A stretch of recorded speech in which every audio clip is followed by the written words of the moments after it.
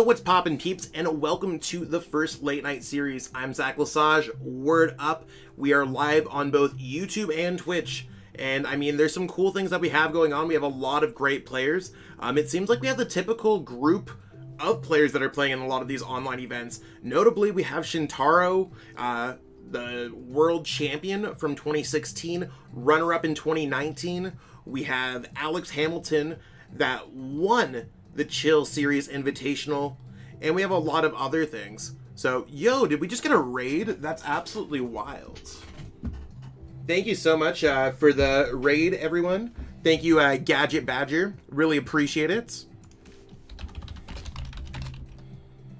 So, we're going to be live streaming, so if there's a message that comes out of place or anything like that, it's one of those things where that's where it's going to be. Other notable players would be Erin McCann making a name for herself in most recent weeks. We have Bodie Robinson, multiple player who makes top 8s at regionals, finalists at international championships. Chill TCG, the man, the legend himself. So we have a lot of great things going on. We're going to be jumping into a game in about 5 minutes. The game that we're going to be going over is Erin McCann playing Eternatus versus, I believe it's going to be Petra 000. 4-0 to 4-3, I guess that's what happens when you win into the better players. Rip. Yeah, no, I'm glad that everyone's enjoying the event. All I can do is improve every single time. And I mean, it's one of those things where it's difficult to run a dual live stream. So just trying to figure out all that stuff, but you want to know what? We can only grow and get better week after week. So I'm glad that everyone's enjoying it. Hopefully, is the mic working for everyone? Can everyone hear me?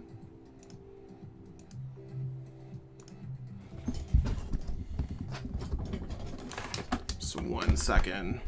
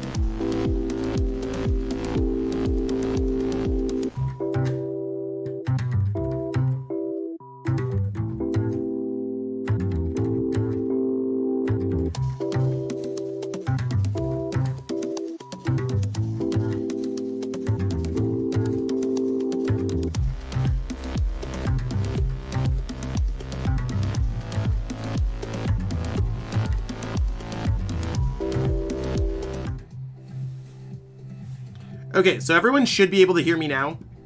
Let me know if we could,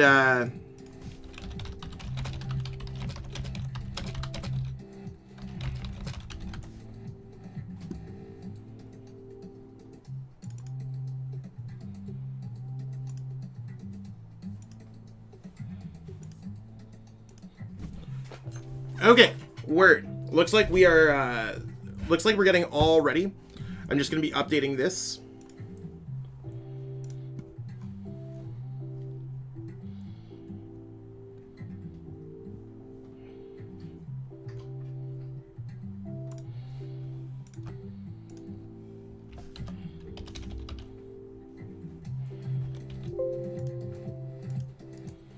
Let me know if you can hear me now.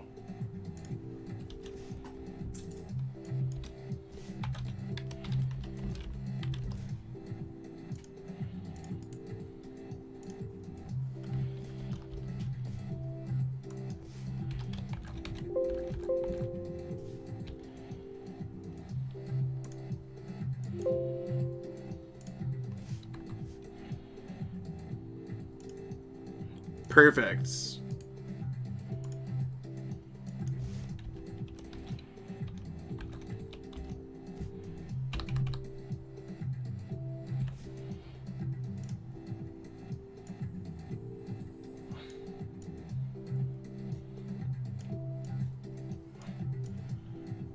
Okay, so we are all ready. Okay, perfect.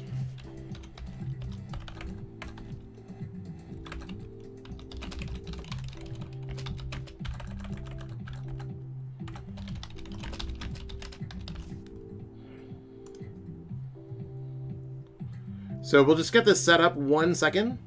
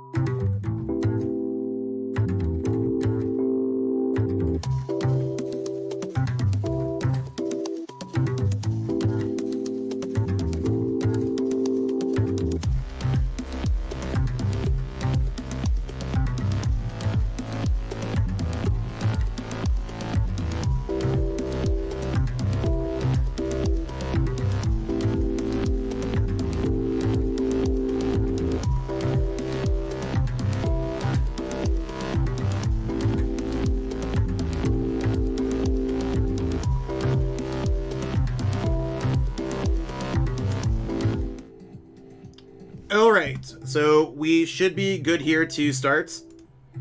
Sorry about that. Yo, what's poppin', peeps? I'm just looking here. I could not see anything. Thank you so much. Thank you for all the subs, everybody.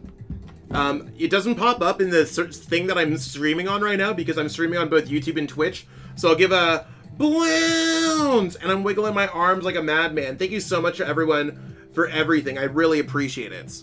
So we're just going to be starting, and we're waiting here for the game to be going on.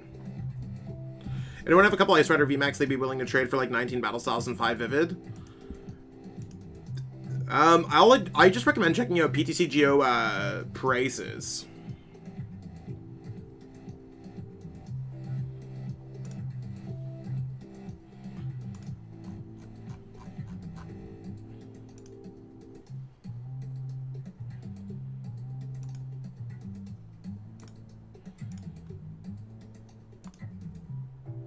So, just looks like we have everything going on, so we are live for both.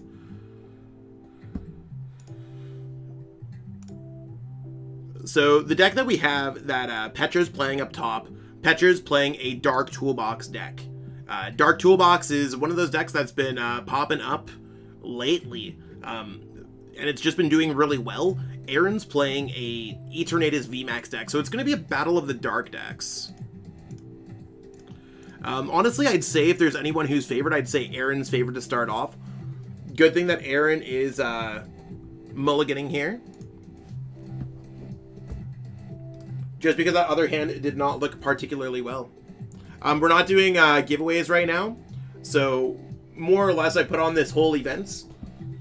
So I appreciate everyone who's tuning in. So what we're giving is the entertainment here today.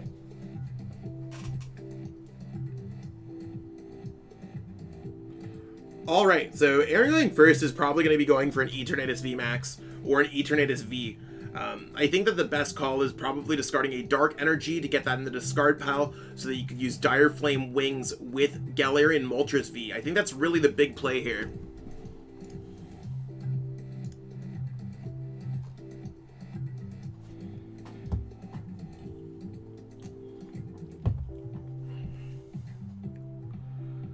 You brought Marnie Box, haven't opened yet. Do you think there would be an alt art pull from the 7 packs? Probably not. Probably not.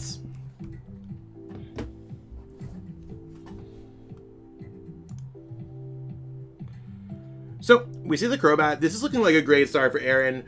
We see access to other quick balls, which means that that could be other Crobat V later on in the game. We have the Galarian Moltres V. We're going to probably see a Dire Flame Wings to get an energy back. I think what Aaron's really looking for here is going to be a Sneasel. So I think we're going to see a Boss's Orders getting discarded for a Sneasel if I've ever seen one. Maybe it's discarding the Eternatus V. I think Aaron's going to be grabbing a Sneasel here. And shout out to the 71 people watching between YouTube and Twitch. I really appreciate it. So there we go. We got the Sneasel. So the Weavile can use its Shadow Connection going forward. And it's really just going to be a pass. Now, the Darkrai is a unique inclusion in Petra's list. I think Petra is playing this as a Decidueye counter.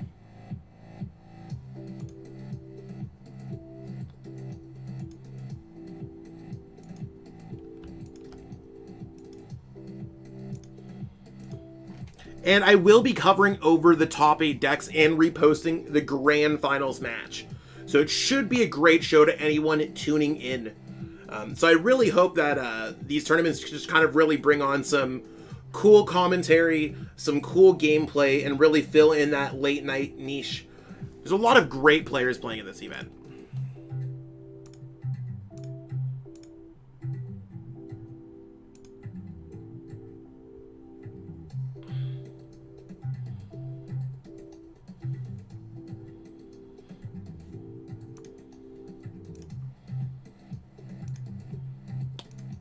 So it looks like Bodie Robinson was gifted a win by their opponents. Someone had to go to work tomorrow, so Bodie is going to be advancing into the top 8. We will be featuring their deck. They did play a Dark Toolbox deck as well. So a lot of Dark decks seeing a lot of success. Probably the reason why Shadow Rider's not seeing so much success today. But it's really anyone's game. Jumping back into this match, we have... it looks like Petra's just getting set up. You can see that there's the Sneasel down. The reason why Aaron's deck does not play that Sneasel is because of Eternatus VMAX's Eternal Zone ability. Just basically needing everything to be Dark type in play. So a Water type Sneasel would break that ability. That's why there's only the Dark type Sneasel. Nothing going on here crazy. It's better to go first if you are playing the Dark Toolbox deck. I mean, most decks do want to be going first in general.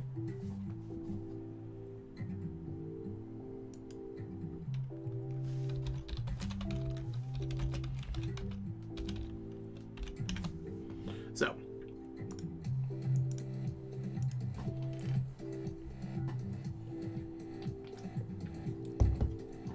all right, we're going to see a Dire Flame Wings. And I think Aaron's just going to be going for maybe a Viridian Forest and a Crobat play.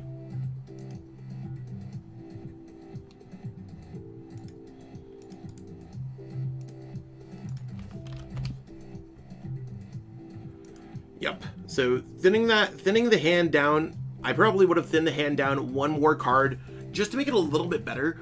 We do see that there is a boss's orders.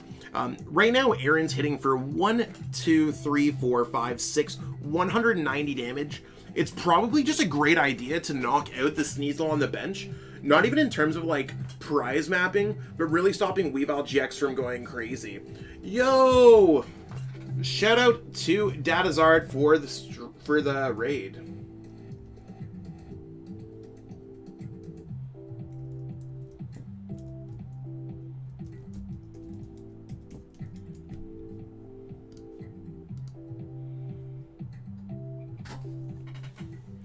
That's crazy. Thank you so much, friends. I really appreciate it.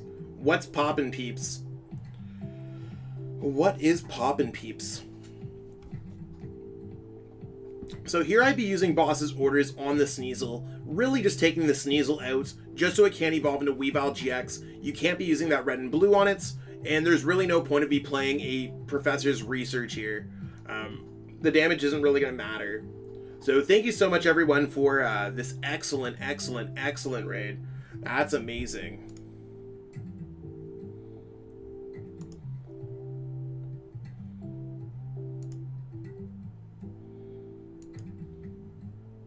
So yeah, Aaron noticed the play, went for it. This is great. And we're seeing kind of that huge play. I think Aaron looks like it's a favorite. Aaron looks like they're favored to win this game. I wouldn't be surprised. And this is, like I said, it's going to be a favorable matchup anyways for the Eternatus VMAX player. So it just really comes down to how can the Dark Toolbox go ahead and come back from this. And that's really where it becomes difficult. There's only so many plays. There's no energy switch. Weavile GX is really how they control the energy in play. And they're getting them in play with the red and blue. It's really one of those things where that Sneasel was really the key to Petra having a strong turn here.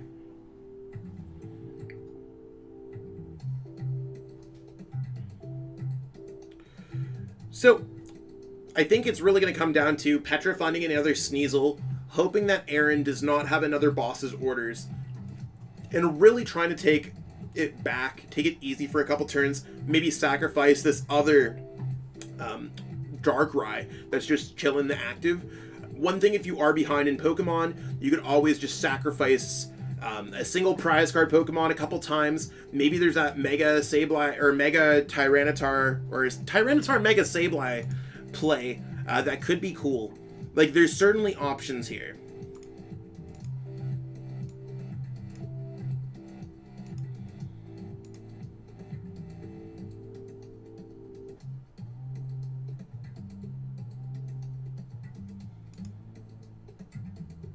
Yo, what's poppin', Tigger MT Gaming? So far we don't see the Sneasel in Petra's board. Like, Sneasel's just nowhere to be found.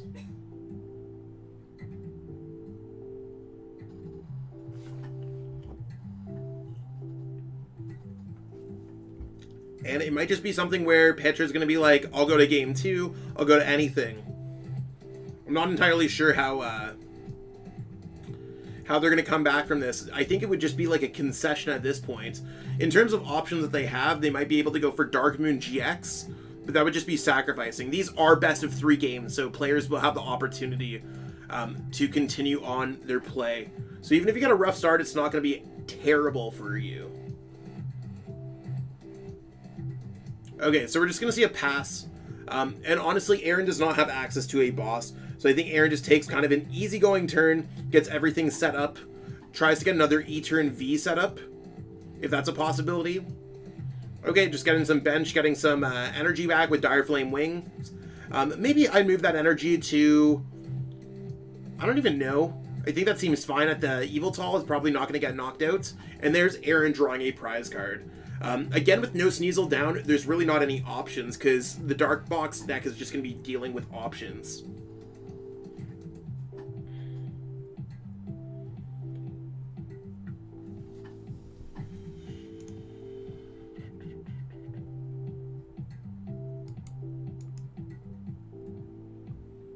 Okay, so in terms of things that can actually attack there, with the Mewtwo and Mew GX, we're going to be able to see maybe a Dark Moon GX, hoping that Aaron does not get enough Pokemon down into play.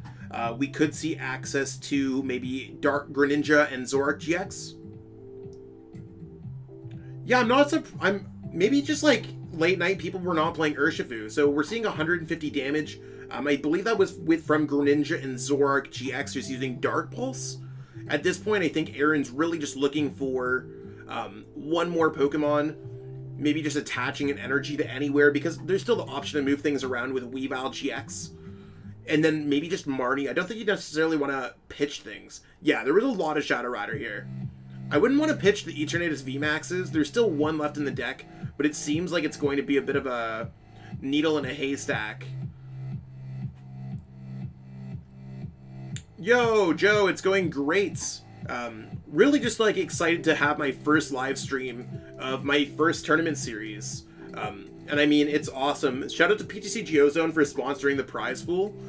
There's 200 Chilling Rain packs this week, and that's just because it's a special 5,000 subscriber event. It's going to be 100 packs every other week, but I mean, still 100 free packs going to the community is going to do great things, especially for some free-to-play players. So Aaron's going to be down to 1 prize card. Petra's going to be is going to be at 6. I really don't see how the comeback is going to come here. I think that we're going to see the Moltres knock out the Eternatus VMAX, doing 30 damage to itself, and Aaron has the respawns with their Galarian Moltres V. So seems absolutely swag if you ask me.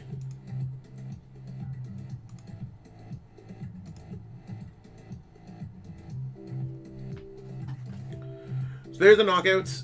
Aaron is going to take game 1.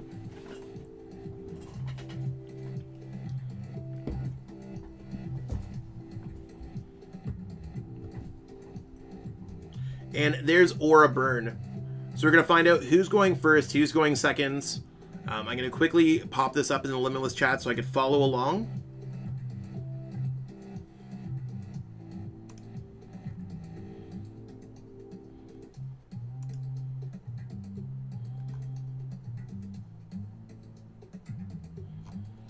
And we're just waiting here because it is 2 out of 3.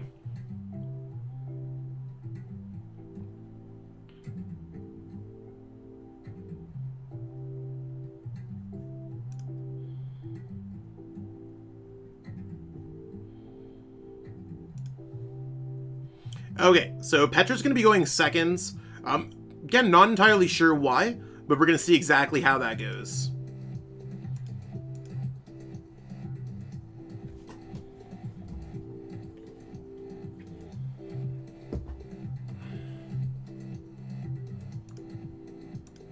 So, jumping into game 2, we do have Aaron up a game. And Aaron is going to be going first, probably just double checking here.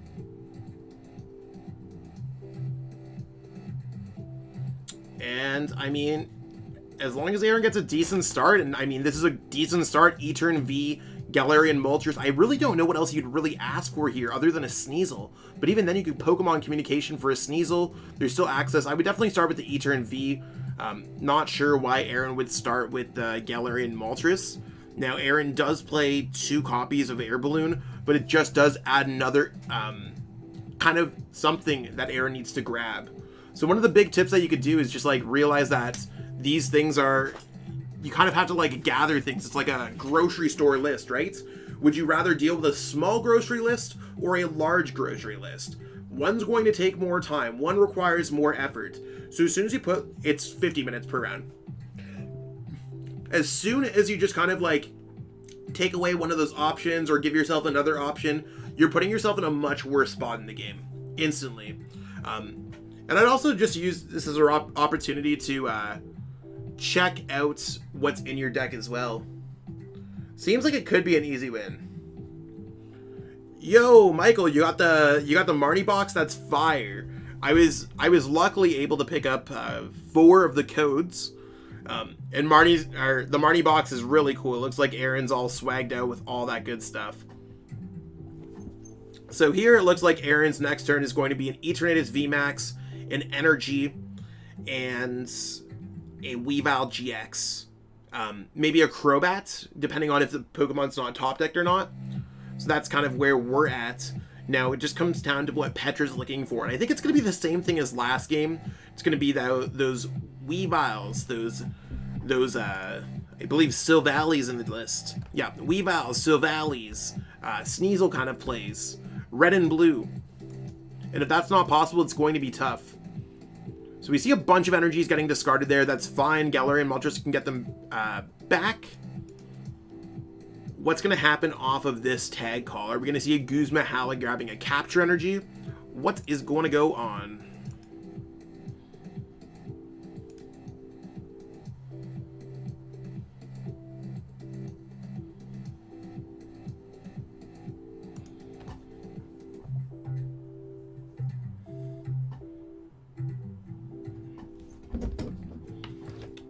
All right, are we going to see the Guzma Hala play, though? That's the big question.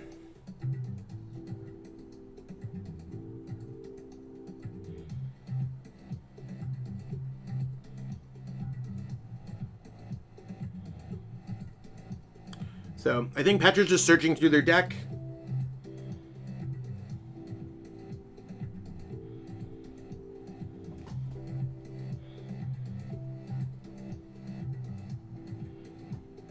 And yeah, there's a Guzma Hala play because it can grab a capture energy. The capture energy can grab that Sneasel because Sneasel's so important.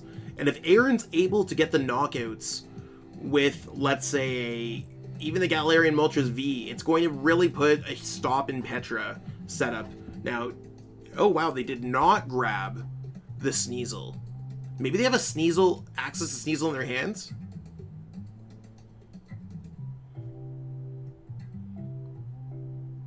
Thoughts on ADP with the new supporter? I mean, I think it can be really cool. I think there's a lot of really cool decks with that new supporter. We probably just haven't seen too much of it.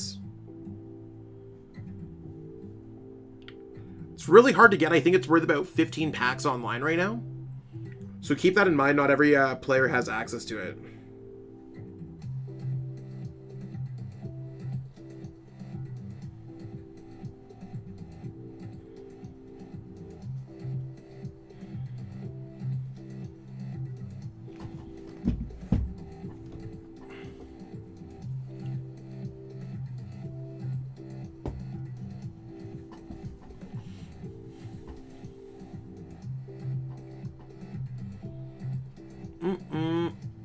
Okay.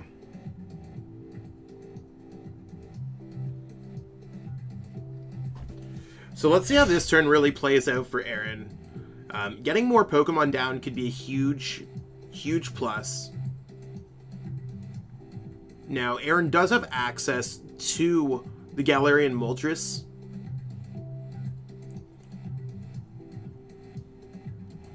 I honestly don't even know what's the best, like, way to handle this. Like, I don't know if the boss is the best play. Boss isn't a bad play. How many air balloons and switching cards are played in this deck? There's two. There's only 2 air balloons and 1 Malolana. Maybe Aaron's gonna go for the cheeky 2 prize card play. Just getting 2 prize cards for free. That could be certainly huge. And I mean, I think that's where we're going for. It's decent because it just puts it into a 3-turn clock.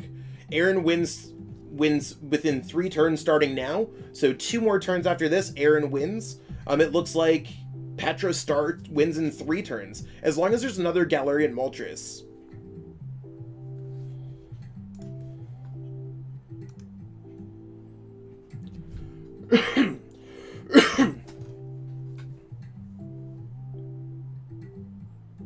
Are there any herbal energies in the deck? Not really. Not grass type is not very played.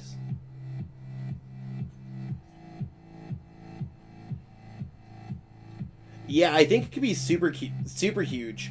Now, depending on what's in Aaron's discard, I think it makes sense to go for the Palpad, putting it back here. Boss seems like it's worthwhile, and I wouldn't be surprised if we just saw like a research rip through here.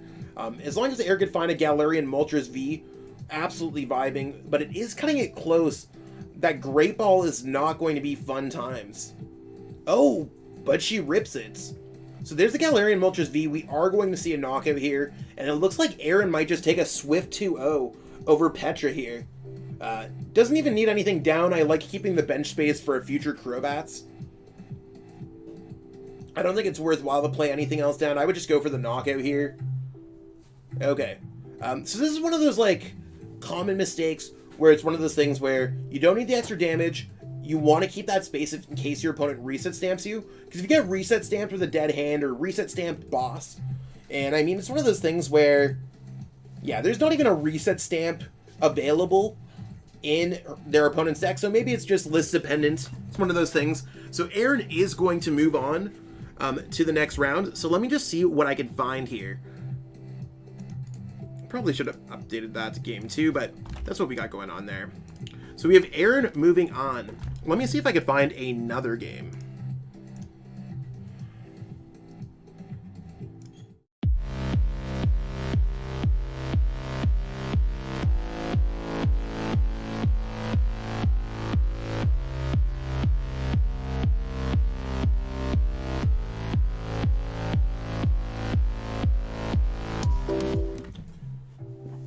So it doesn't look like anyone else is streaming their games. If you are playing in the tournament and you are streaming, feel free to join into the Discord server. You could press !Discord. It'd be awesome if you could. We can see exactly what's going on here. So our next game is going to be in the top 8. So I'm just going to put it into our BRB screen for right now, but stay tuned. We'll be right back with some stuff. So if anyone here is watching, let the chat know, but we'll be back with some top 8 action.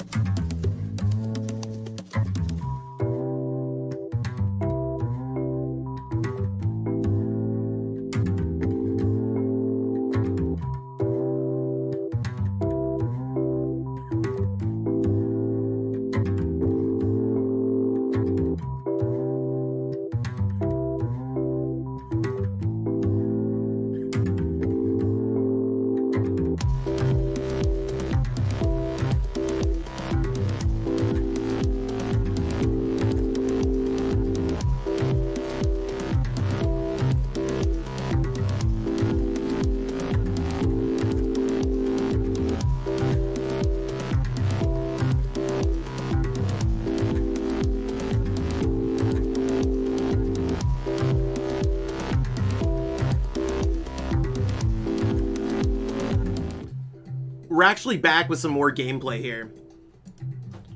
So we found another top 8 or top 16 player.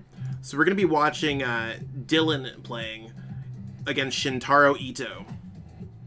So Shintaro's up game 1.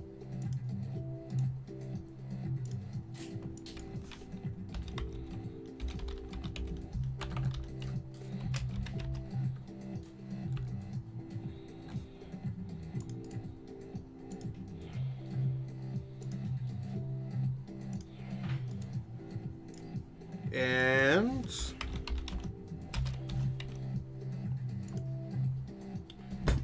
so we have Eternatus VMAX versus Ice Rider. Now, the way that Etern is up the prize, we totally take those. I mean, Etern looks like it's probably going to take this game, and it's probably going to be a game 3.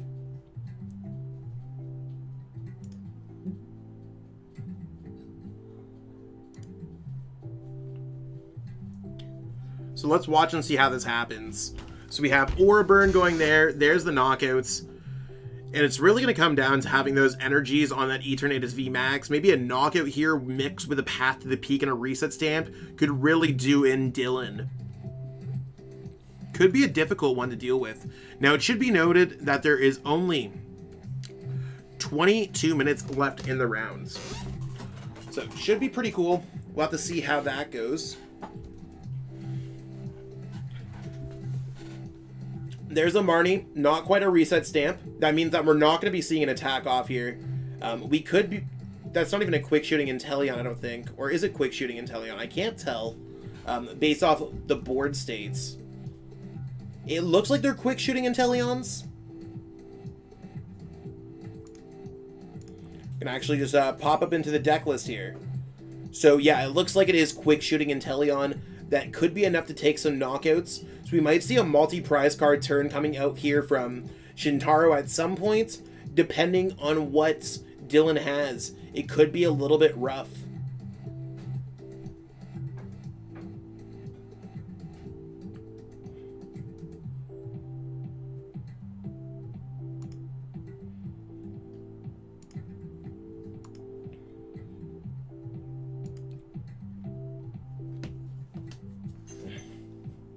So really, with nothing going on in the hand, it really comes down to, does Dylan want to retreat the Galarian Moltres? Do we want to go Dire Flame Wings? Are we going to get an attack off with that Eternatus VMAX? That would leave 0 energies left in play, which could be a scary thought. You can't send up the Eternatus VMAX with the 250 damage on it, because that would likely give Shintaro checkmates.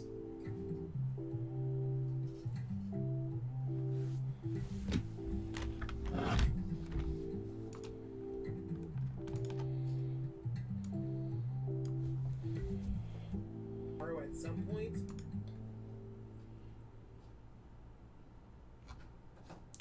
So we're gonna see exactly how this goes. It might just be an attack for 190 with Aura Burn. That really might be the best play possible.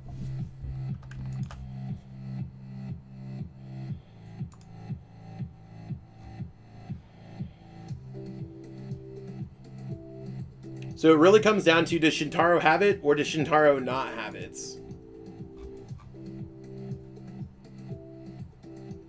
There's that 190. If Shintaro has a Boss Orders energy, that's going to be good games, and Shintaro will be moving on to our top 8s. So, first step, taking the knockout on the Eternatus VMAX, drawing a quick 3 prize cards. Also, it should be noticed, drawing prize cards is the same as drawing cards from your deck. You're getting a bigger hand, giving yourself more options. There's another reset stamp. That seems like it's a really good opportunity that there's probably not a boss. If I'm Dylan, I'm probably hyped at this point. Ooh, and we're going to see some Pokemon getting discarded. Probably, you could discard that, but that leaves very limited options left at this point.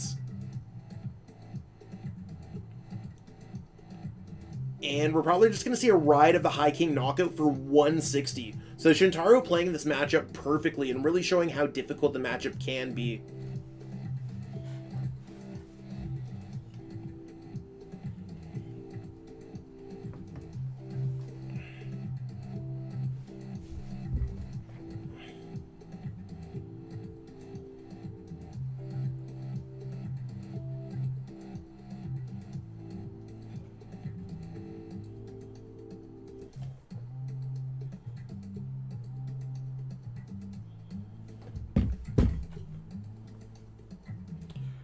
All right, we're going to see where these numbers are going to come from. I think it was a difficult choice to discard that Eternatus VMAX. Not that I think that would have mattered too much, but right now it looks like Derail's not really an option. Sending up any of these Pokemon's not an option. That's going to be Shintaro moving on to top 8.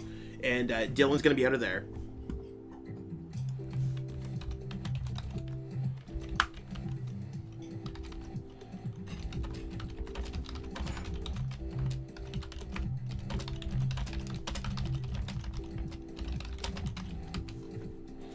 All right, we're going to see what we can get going on here, if there's another player that we can get into our top cuts.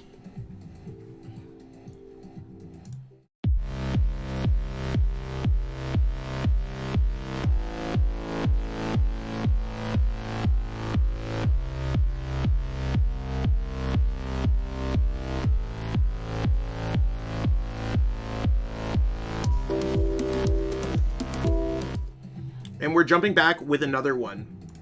So let's see what we got going on here.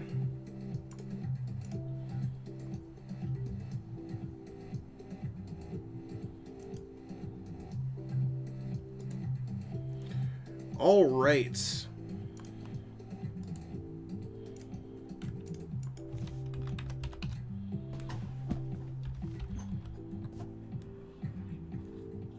Okay, so we have this.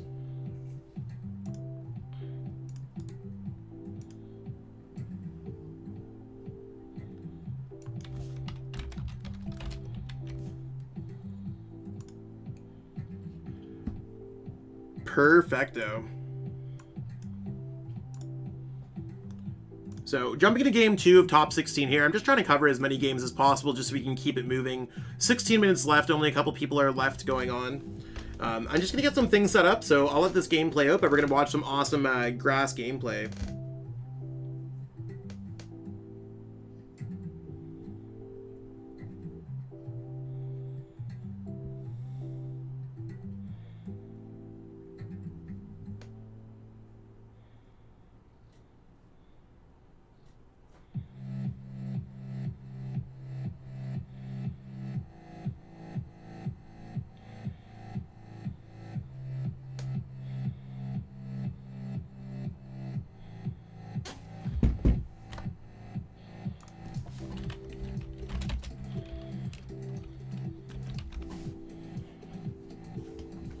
All right, so we're going to see a voltage beat here. Voltage beat really getting that 150 damage. We're going to see a calming hurricane. Nothing crazy going on there. Are we going to see a path come down?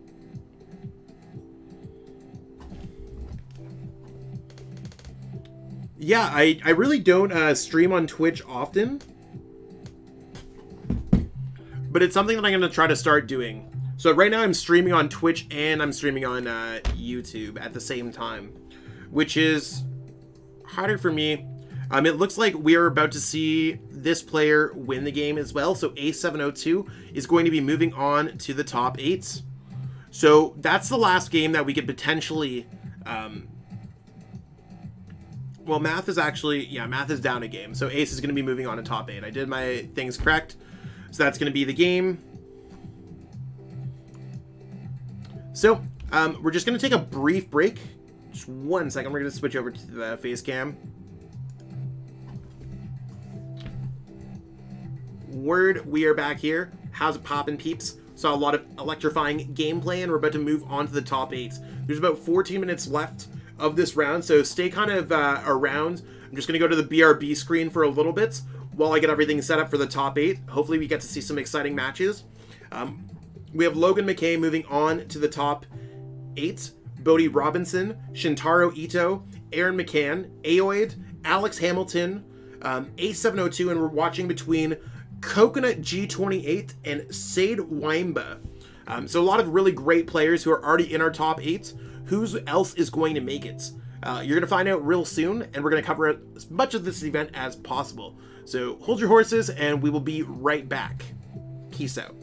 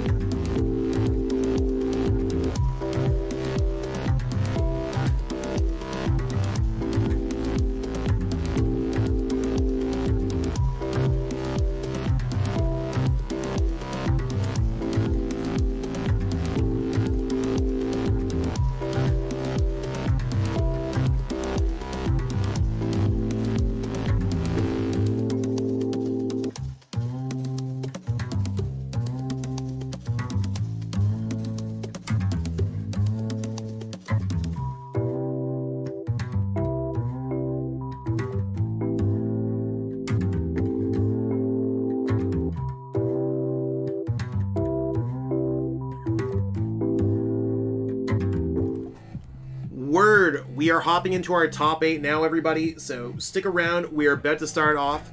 Yo, what's poppin', Gazer Beam? Show me some love. Word, my favorite streamer, legitimately. Gazer Beam's always been a homie. So we're going to be starting right now. We're just waiting. We're going to be streaming Bodie Robinson, and that's going to be Bodie Robinson versus... Let me just get this started. Versus Sade Wamba. And they're just getting started up, so what matchup are we going to see? We have Bodie playing Dark Toolbox, and we got Dark Toolbox going against Eternatus VMAX, so it should be a really cool match. We'll see how that goes.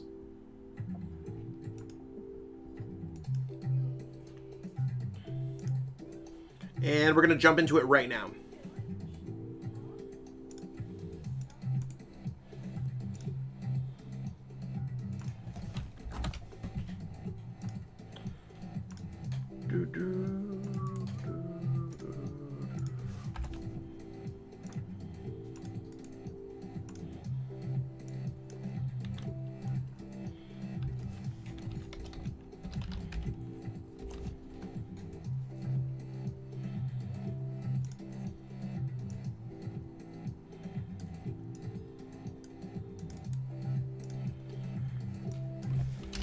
Okay, and we should be all set up here.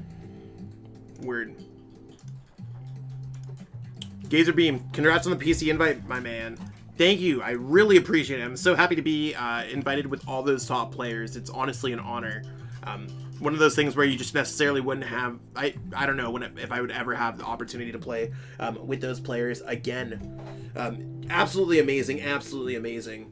Word. So... I'm trying to see, so it looks like the Eternatus player is going first. Bodie did get down that Sneasel, which can be pretty good here. It's one of those things where it depends on which player is going to be getting set up. Again, I think it's going to be Eternatus' favor. I'm looking over here at Bodie's list, seeing what's going on. There is a one Heatmore. Looks like Heatmore is going to be a Decidueye tech. I think that's pretty cool. Burning Licks can definitely get a knockout on Decidueye. E-turn looked like it had a pretty good turn. Got the Sneasel out as well, so I'd say, like, E-turn, as long as it can follow it up next turn, it's going to be pretty good. Crash913, thanks for the great tourney, Zach. I was Dylan from the last round. Word, thank you so much for coming out and playing, and congratulations on besting over 100 players. You absolutely crushed it, and it's one of those things where I'm just really appreciative of everyone showing up. I'm going to look into ways to make this event better each and every week, and I'm just happy to really provide for the community where possible. Yeah, quite frankly, 27, no pun intended, yeah, there's a lot of dark. Lots and lots and lots and lots of dark. So, we'll see exactly how that goes. We see Bodie with the double Sneasel. So this is something that Petra could not get down in the top 16 against Aaron. Sneasels can really make this matchup. And we're seeing a Dedenne GX kind of plop down, leaving Bodie with a relatively dead hands. I don't even know what Bodie could really do in this case, except maybe top deck something. It's going to have to go for like a Sneasel, I think. Maybe a Galarian Moltres. Or not Sneasel, Type Null.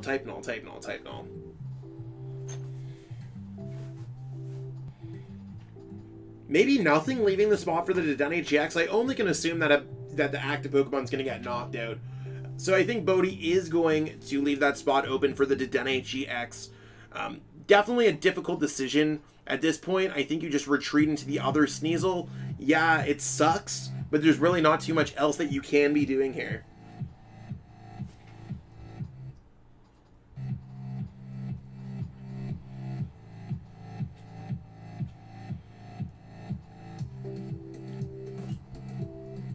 Okay, there's a Marnie. They definitely did not know that Bodie's hand is dead. So getting another opportunity is really one of those things where you just got to cross your fingers and hope that tag call can definitely get turned into a Weavile GX with a red and blue. That Silvally GX is going to draw cards. Quite honestly, I don't know if Bodie could have asked for anything else out of his hands. No, it's all going to depend if Sade Wamba is going to get set up. It looks like Eviltal's just going to do 30 damage here. Yeah, Crash. Every single Monday, I'm still going to play around with the time. There's part of me that wants to make it 256 players that can attend this event. I think that would really be a good amount of players that were playing an event on a Monday. And I think that would be super huge if we had that opportunity. So with all the players who are playing, I think we get to 256. Beyond that, I'm not entirely sure if it's going to be starting at 9. It's going to be Monday. Yep, it's going to be Monday. It's going to be weekly. Probably about 10 in a row, maybe a week off, and then it's a shared invitational. So all of the information can be found on the Play Limitless websites. It's a huge turn for Bodhi.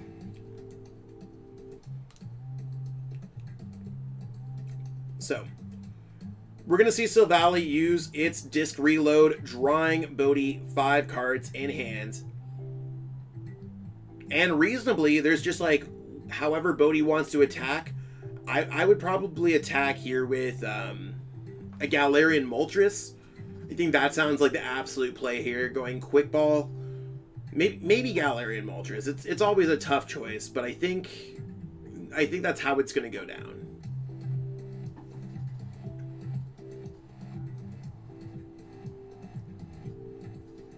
I don't know if there's another option that we want to see happen here.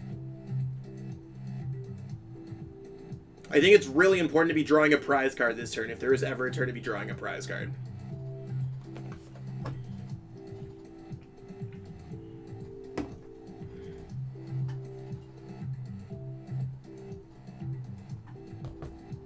And we're just seeing a pass there. So one thing when it comes to prize mapping, you really got to decide how you're going to be winning this game. At this point, drawing 1 prize card, 3 prize card, and 2 prize cards is the same thing of drawing 2 prize card, 2 prize card, 2 prize card. So not drawing a prize card there really puts Bodhi behind a turn from Sade Wamba, and that's going to make it incredibly difficult to kind of come back into this game. I mean, it doesn't look like Sade Wamba has too much going on either, so we do got to keep that in mind. In terms of other players playing in this tournament, all players are still in game 1. So it is going to be interesting there. Still could be anyone's tournament here. Now, the decks that we do have featured, and I will be featuring all top 8 decks in a video. Let's go here into the standings. We have Spiritomb, Ice Rider Calyrex VMAX, ADP Moltres, E-Turn, ADP Moltres, ADP Moltres, E-Turn, Dark Toolbox. If I had a hunch, I'd say the deck that's winning this tournament is either going to be Spiritomb or it's going to be Shintaro's Ice Rider Calyrex deck. Ice Rider does very well against dark decks. So as long as they can avoid Logan McKay playing Spiritomb, it's going to be huge.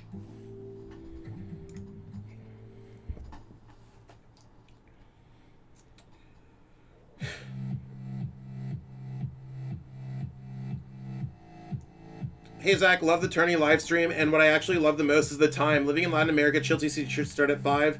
Office, hope you keep on doing it at night. Yeah, that's definitely the big opportunity. I think there's a missed opportunity on the Play Limitless website for having events between 8 p.m. and 11 p.m. Eastern. Those are the times when I'm available. Like, I play Pokemon on a professional level, and I literally do nothing else except play Pokemon, and I can't even participate in the other tournaments just based off their time, and I have to literally sacrifice an entire day to play and chill.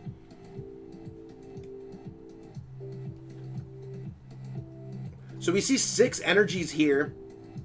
Looks like we are going to go for, we're going to see Dark Moon GX with, you have at least 5 extra dark, so that does work. That's going to be the Knock It on the Eternatus V, and Sade Wamba cannot play down any trainer cards from their hands. If Bodhi can capitalize on it, this is going to be a huge turn. We're going to have to see exactly how this plays out, but that's, it's crazy.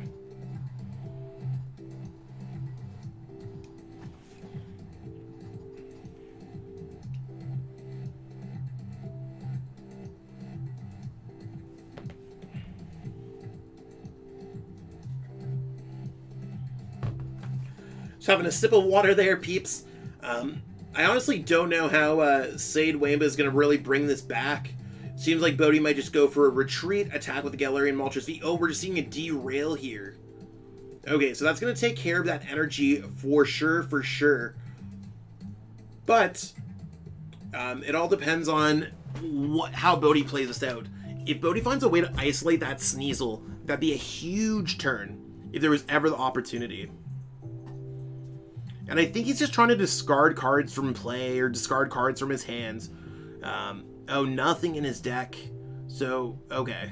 So just wasting those tag calls, going through, probably going to grab something. Bodhi's kind of gas. There's the last Dark Energy that we have available in deck. At this point, I think Bodhi can attach it to anywhere. We're seeing the Dire Flame Wings first, but I think it's really going to come down and then using Disc Reload and drawing 2 cards. Ooh, there's the boss's orders. I think the boss's orders is probably going to take Sade Wamba out of the game. Bodhi can isolate that Sneasel and really just kind of rip into the rest of whatever Sade Wamba has. I mean, alternatively, there's still the Knock It on the Eternatus. That also works here. So I think Knock It on the Etern might actually be better. Now, in terms of options of attacking, Bodhi does have access to Greninja Zoroark. I believe Greninja Zoroark is in the discard pile. Oh, how many energies are we going to be attacking with? I think it's much better to be attacking with Greninja Zoroark if it is in the discard pile. There's Dark Pulse. That's the knockout. Personally, I wouldn't have put the third energy on there. I don't know if I would have put the third energy anywhere elsewhere, so it doesn't really matter. But it is one of those things where, I don't know. I think the energy could have been safer elsewhere. Maybe it's just in case the Weavile gets knocked out somehow.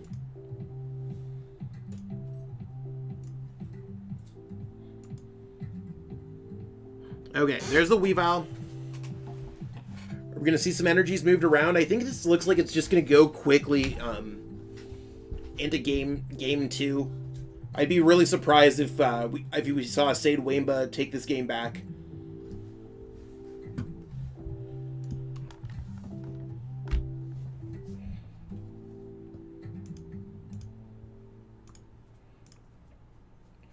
The escape rope with the derail play, or with Clutch, I believe it's Clutch, with the Eviltal. Yeah, Clutch could stop something from retreating. So you'd want to send up something that could actually just like take the knockouts. I probably would have sent up the Galarian Moltres V just to checkmate there, maybe. Don't know if it actually would have checkmated or not. Maybe sending up the Silvally GX is fine, because Silvally GX can still attack. Silvally GX has Brave Buddies, so if Bodhi does play a supporter card from their hand, Bodhi can get that knockouts. Now, if there is no supporter card, Brave Buddies is just going to do 50, and it's going to give Sade Wamba a turn back into the game. So, yeah, we are seeing that. Bodhi doesn't currently have a stadium that can be or a supporter that can be played, so I think it's just going to come down to him just thinning down his hand a little bit and trying to go for a disc reload, praying for a supporter. So you don't want to grab anything there. You want to maybe put, like, I would put the Type Null back into the deck, attaching an energy, and trying to rip a supporter off the top 3 cards. Yeah, Silvally never really got the love it deserved. Uh-oh. We are actively seeing Bodhi getting punished for not sending up the Galarian Moltres V. And this just might be the turn that really turns the tide right back into Sade Wamba's favor. Putting Sade Wamba down to 3 prize cards and lining up for a perfect 2-turn opportunity. So I think we're going to see a Brave Buddies attack here for 50 damage, because it's pretty much all Bodhi could do with Clutch. So you got to watch out for those random little plays. It's one thing to play this deck and know what the main strategies are, but you got to also play with what your opponent has going on here.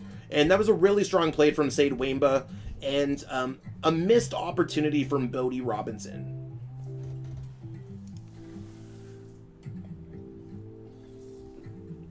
If we're looking for other players, A702 is up a game against Anti's Spiritomb deck. This is the only game in the top 8 that still is in game 1. Shintaro Ito is up a game, and Aaron McCann is also up a game. Ooh, we're seeing the boss's orders going against the Mewtwo and Mew GX. Are we going to see an Eternatus VMAX knockout here? We need to have 8 Pokemon in play on Sade Waimba's side, so we'll have to see how that goes. Because there's the Weavile GX that can move the energy with Shadow Connection. Right now we have 5. Can they rip 3? So there's 1, 2. That's 240, and that's going to be enough for the knockouts. Now, Bodhi could still clutch this game up by bossing up a Crobat V and just stealing the game. But will it happen? Only time will tell. Could really be anyone's game, depending on the top decks or anything else going on there. Now, there's 3 boss's orders. I know that Bodhi played at least one of them. So there's the knockouts. Are we going to see it happen? Yeah, Eternatus is definitely getting some revenge.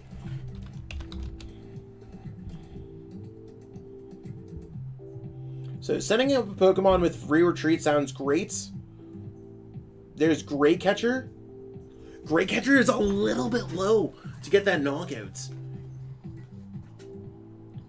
So Daniel, I'm not the one streaming, and there is a delay on this stream as well. So seeing what's the opportunity, I think Great Catcher is huge here. That's an awesome top deck. I would go Great Catcher, pitching away the Silvally and the red and blue. Keeping the type null because you could potentially put it down.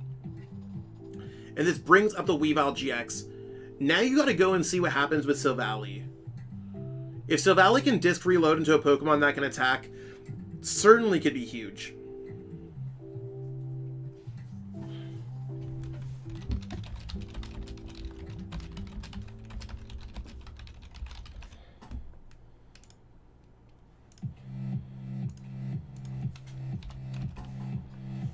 So I wouldn't have put that down because now there's no opportunity to knock anything else out. Oh! And Bodhi clutches the boss's orders. So it should be noted that if Bodhi did not get the boss's orders, would have lost that game. Had they not played the type null down, they would have won the game. So do keep that in mind going into game 2.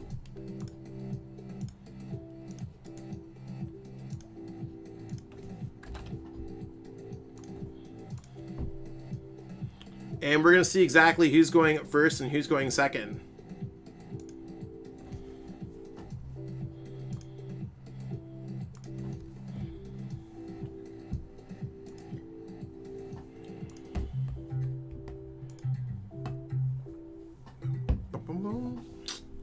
So we're just waiting for the challenge to go on. Let's see what is poppin'.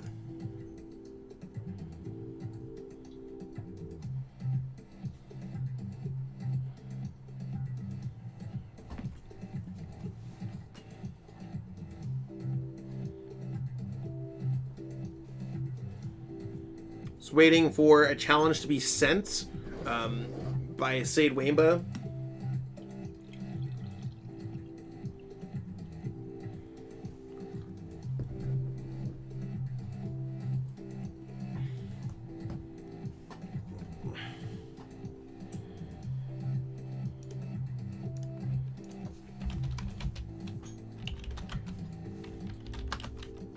Okay, there's a challenge, and we're going to see how the game goes in terms of who's going first and who's going second.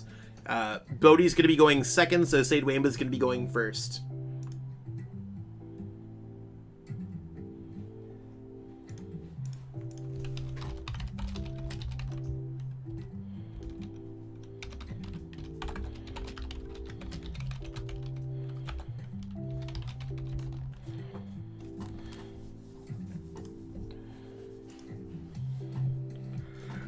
All right, so we're seeing a pretty decent start from Bodhi, having access to Tag Call, having access to Quick Ball that can grab out Sneasel, getting the whole Weavile line set up.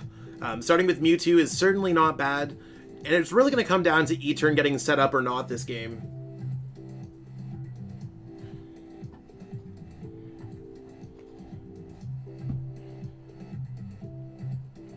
So starting off with a Great Ball certainly isn't bad, getting the Eternatus V. It's a nice E-Turn V for sure, for sure.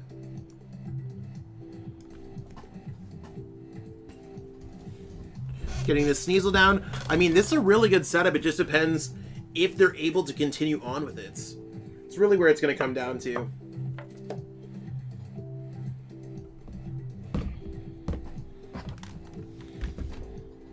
Drop in Chaotic Swell. That's certainly going to stop the Viridian Forest from seeing play in Bodhi's hands.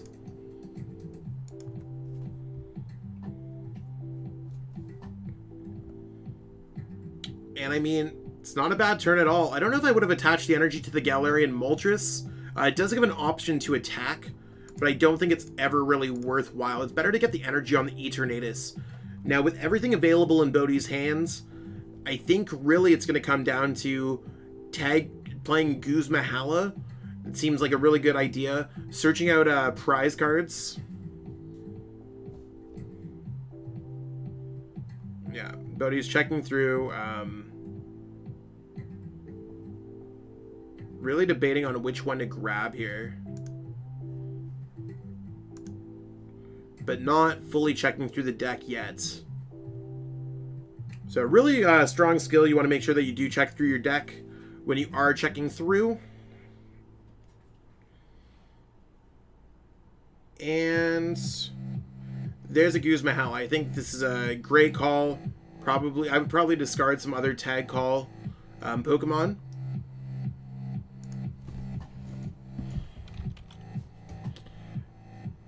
Hey Zach, I know you're a competitive player, but what would it take for you to play a meme deck on a chill series?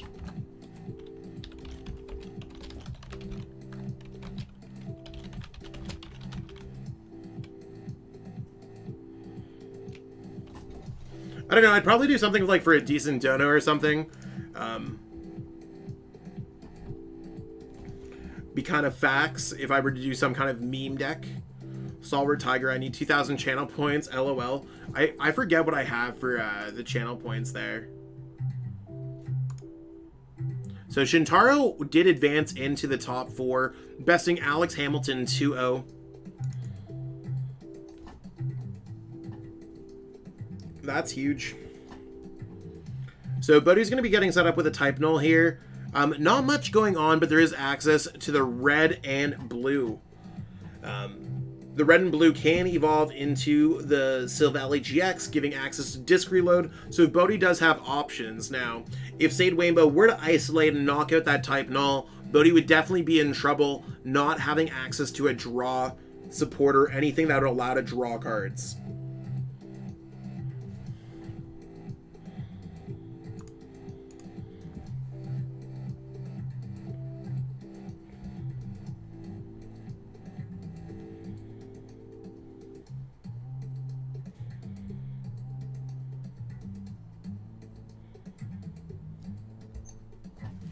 So let's see how it happens. It's really just one of those waiting games, seeing if the Eternatus player... Ooh, there's an escape rope. Who to send up? I think you gotta send up... I don't know if we want to send up the Mewtwo. It's tough. It's really a tough choice there.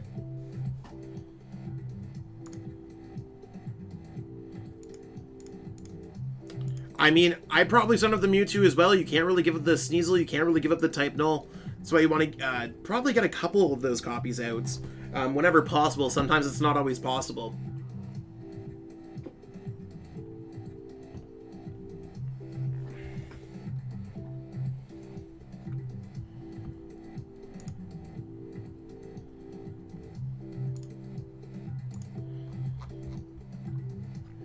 And everyone in the top 8 will be walking away with 10 Chilling Rain codes.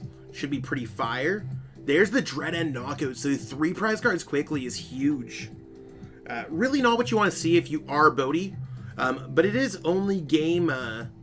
it's only game 2, and Bodhi did win game 1. So there's that opportunity for Bodhi to jump back, even if it doesn't necessarily work out. So we are going to see the red and blue probably pitch away the Chaotic Swell and a Dark Energy. And that's going to grab a Silvally GX. The Silvally GX, and grabbing 2 Dark Energies, attaching it to the Silvally GX. Now, there's an energy on the Mewtwo. And we're seeing a Disc Reload fully for 5. Now, there's really nothing here for Bodhi to deal with. No Weavile GX, so I think Bodhi's got to take down that heat, send down Heat more, and then kind of just retreat into Heat more and pass.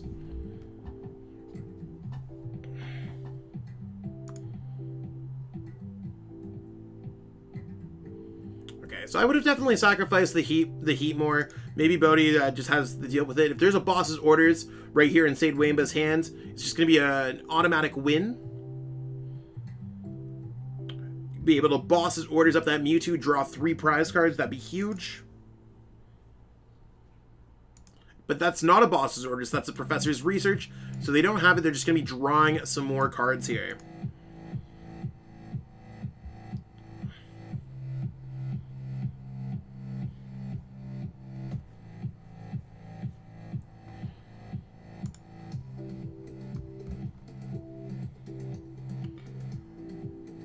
I mean, either way, Sade Waimba is going to be able to draw a prize card here, putting down to 2 prize cards left, which is going to be very close, just like stealing this game from Bodhi.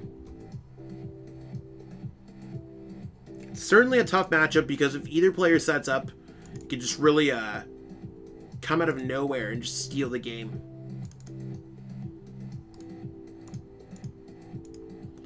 So there's the Weavile GX. Have double Weavile GX out. I really don't know how Bodhi would be able to take this game. Maybe just going like Darkrai Umbreon. I think there's enough cards left in play where Bodhi can no longer win this game.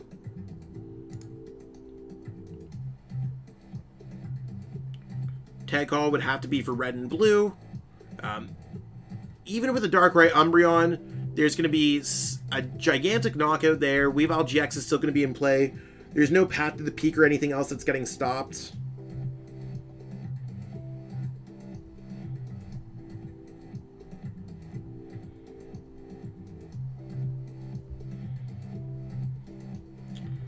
So we're probably going to see a Dark Moon GX, at least I think so, and see how that really plays out.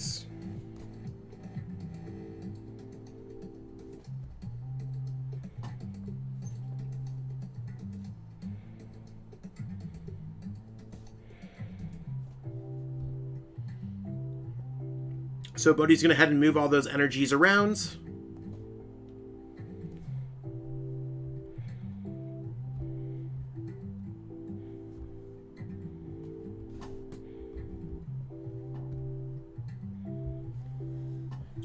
But at this point, I think it should really just be having an extra Pokemon in play. There's Dark Moon GX, so I mean, maybe if Sade Waimba does not have the Pokemon in play, Bodhi could survive a turn. They can't play boss's orders. I'm not sure how Bodhi would be able to kind of jump back into this game. I think it seems a little bit outside of the comfort zone, but we'll have to see how that goes.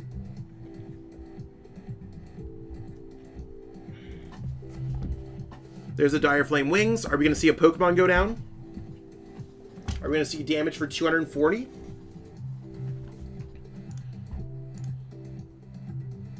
Maybe they're just doing some math here. There's the other Pokemon, so it's going to be going into game 3 here. Both of these players beat you, Dark Tividar. That happens. Lots of great players playing in these tournaments, so certainly anything could happen. So just double checking here.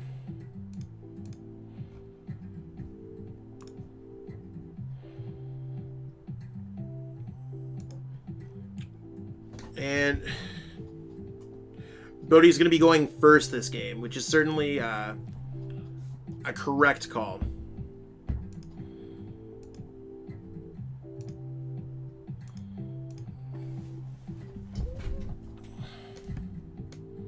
We're just waiting for it all to happen.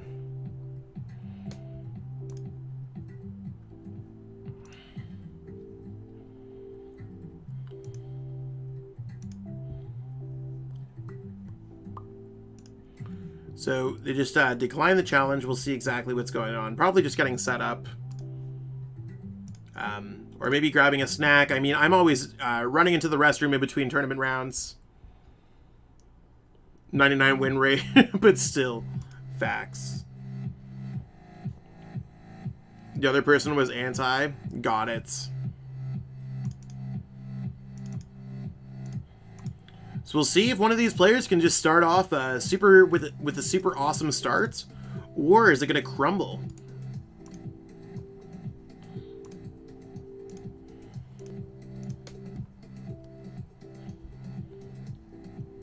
So we're just waiting for Sade Wamba to load the game.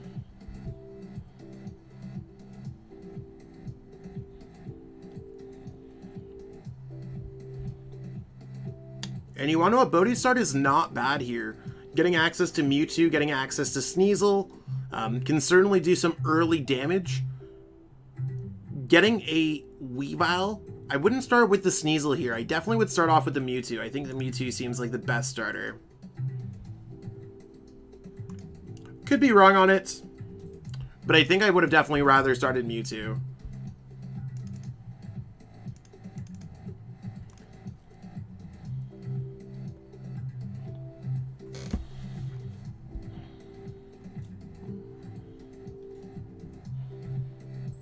Okay, so with 2 Pokemon going down... Oh, there's a Quick Ball from Bodhi's side. That's huge.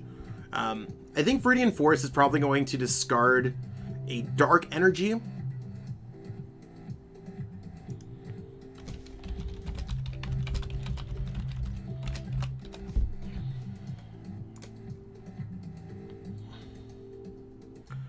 Okay, grabbing a couple cards out there. Oh. I'm surprised we're not grabbing a red and blue. Was there not a red and blue in the deck? It just seems awkward to be discarding all those other cards. Could be something that I'm missing here. I think it would have been much better to grab red and blue if there was access to it.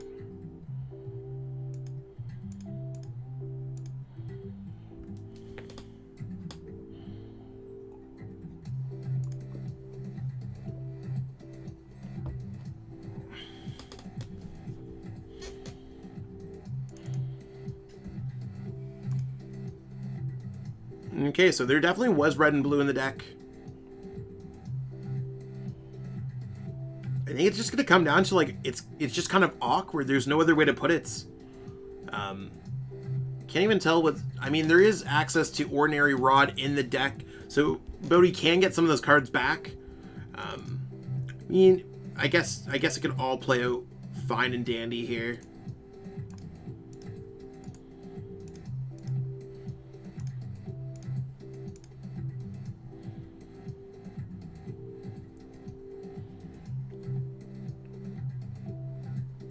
Okay, so there's the type null.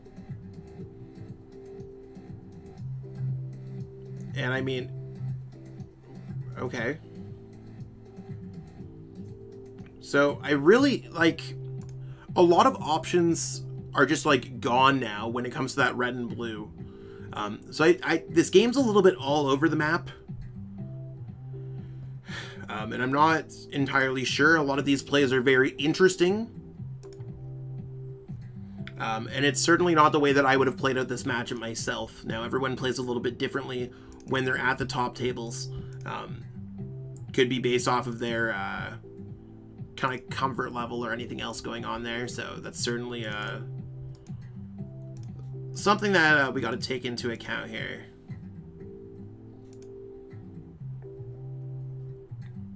And I mean, it's quite possible for Sade Wamba just to not get anything.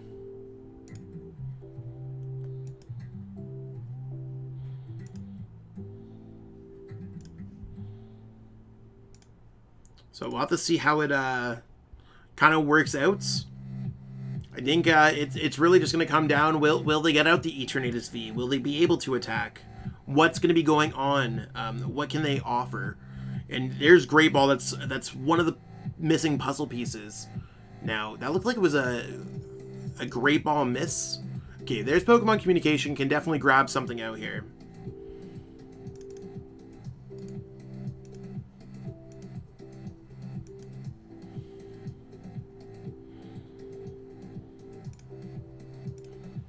There's the E-turn. Okay, so we have access to some stuff. Sneasel can move some things around. Certainly got some options there.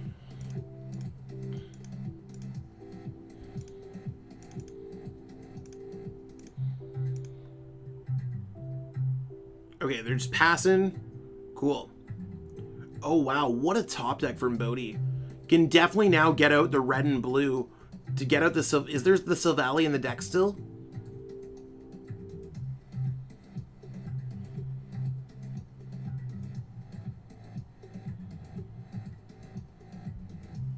I can't tell if there's Silvally in the deck. Wow. That is such a lucky top deck. There's no other way to put it. That was just exceptionally lucky as a top deck. But sometimes that's how it's going to be. And Bodhi's able to follow that up with a Weavile GX as well. Will that be enough to take a knockout? It's going to have to be, what? Quick Ball away, red and blue, then Pokemon Communication, something else for the Weavile GX, Retreat. Now there's access to, what, 4 energies in play after the retreats. So it's not enough for a Darkrai Umbreon.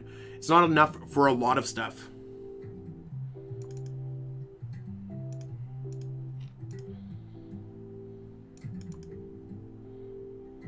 So really just kind of waiting to see what can go on here. Okay, so we're not going to see that play come out here.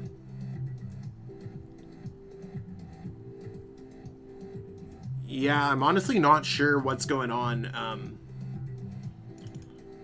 Seems like a missed opportunity there again to not get an attack off. Maybe Bodhi did not want to get the attack off. At this point, I'd say you got to set up the Sneasel. Just seems like one of those cards that like you want to sacrifice at this point because you will be able to get the Weavile. Your opponent won't be able to isolate both. But as each passing turn happens, it's just going to be putting it closer into Sade Waimba's favor. And E-turn doesn't really need too much to be going on, so it's crazy games.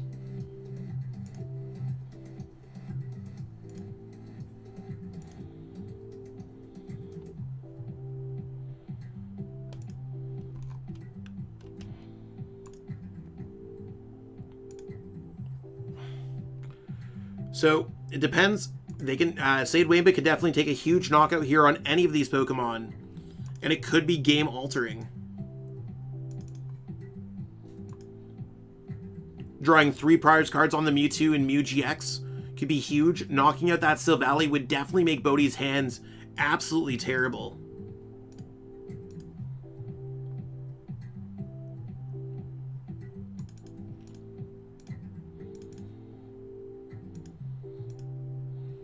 We'll have to see what goes on there.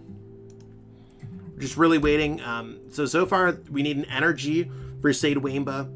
We need access to a supporter card, maybe a boss.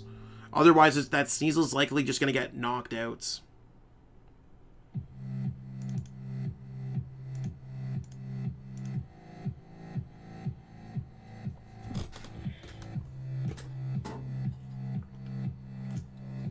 So we see access to the Weavile GX. The Weavile GX is going to make it so the E-turn can go for the knockout. There's step 1.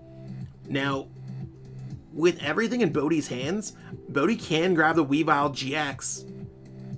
Oh, but top deck's the Weavile GX. I think there was 2 Weavile GX in the deck.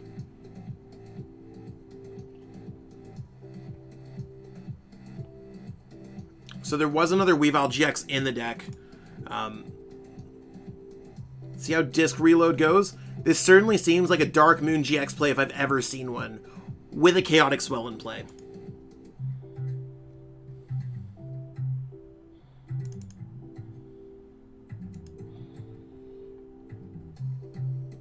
Yeah, so I'd say, like, this seems like a very early on win for Bodhi if I ever saw one.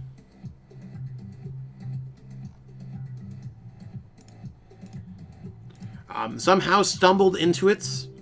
Not entirely sure how they stumbled into it, but that's how that's how the game of Pokemon's going to play out sometimes.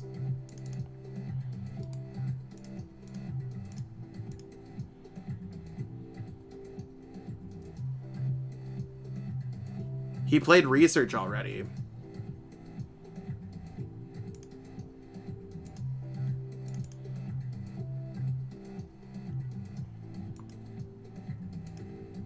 Got it.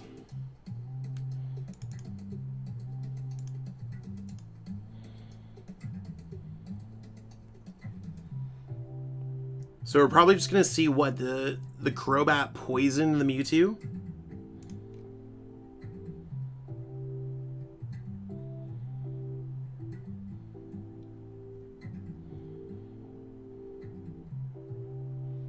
Yeah, that deck did really do a lot of cool things. So there's the boss. Ooh. And the resistance. This means that the Moltres can take the knockout in response. So really not thinking about the resistance there is huge. Still think Bodhi's in an advantageous position.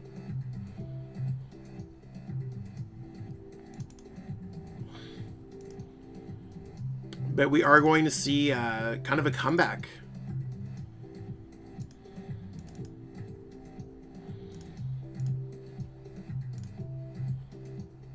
And then their opponent's going to be put down to 2 prize cards. So, quick slip of the play. Really kind of punishing Bodhi there.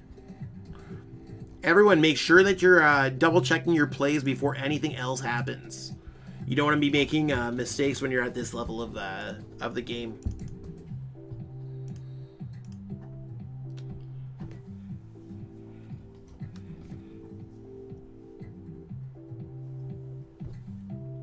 All right, so we're going to see a Marnie here.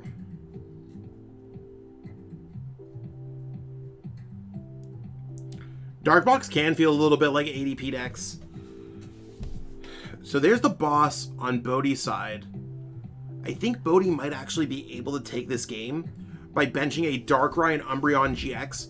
Boss is ordering up the Sneasel and then taking as basically 3 prize cards in 1 turn.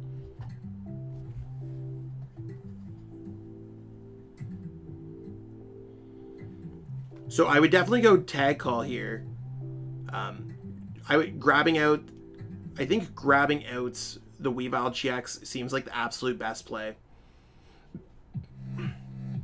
Just to thin it out of your deck, I mean, Bodhi should be able to grab it here. Going Tag Call GX, grabbing out a Mewtwo and a Darkrai Umbreon. Benching Mewtwo just for the options. Nope. Wait, what?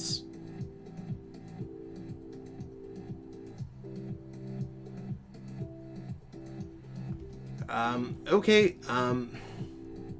Looks like that would have been game there. In terms of everything. So it's just like a lot of really interesting plays here. Over and over again. And I think it's really going to be Sade Waimba's game to take at this point. Is there anything else left in the deck?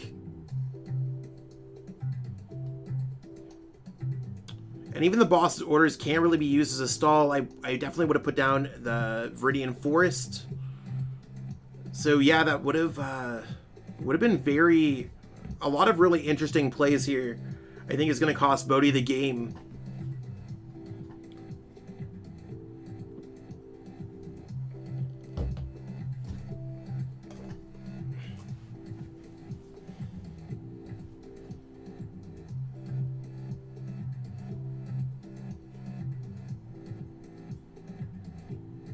So, yeah, it's some interesting plays here. So,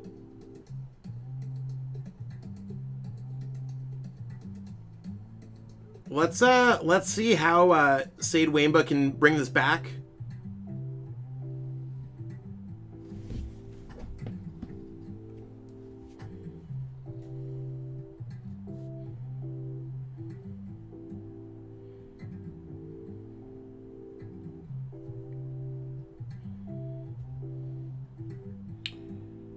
Yeah, I'm not entirely sure.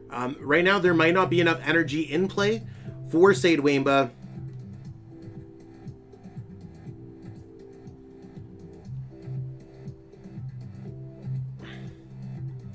Is there going to be the Galarian Moltres? There's the Galarian Moltres. 1, 2, 3, 4, 5, 6, 7. That's going to be enough to get the Dread End for the knockout. So Bodhi absolutely kind of handing this game over to his opponent. There's no other way to say it.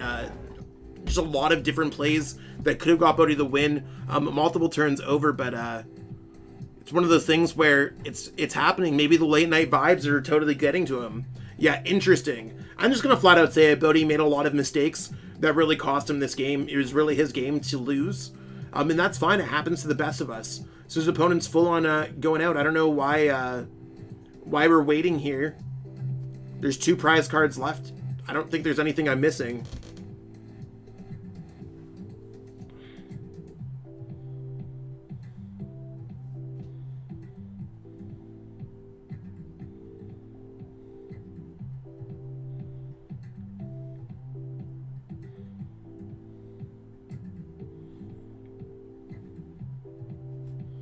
All right. Just going to switch over here. Word. So that's what we have for our top 8 games. We're going to be advancing on to the top 4 very soon, where we have Ace 702, Sade Wamba that we just saw defeat Bodhi, Shintaro Ito, and Aaron McCann. Lots of great plays. Lots of great plays, lots of great players. So we're going to check out those games very quickly. I will be right back and get set up with our top 4 game.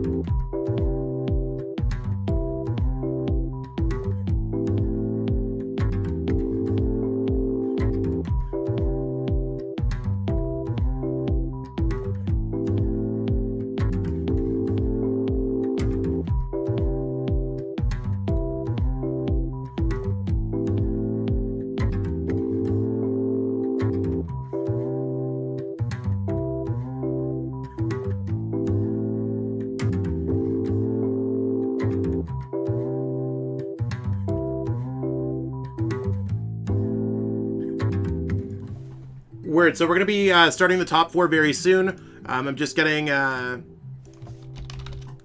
all started. We're going to be streaming Shintaro Ito's game. So the 2016 World's champion and 2019 World second place finalist against Henry Brands. So I'm just going to switch over to that.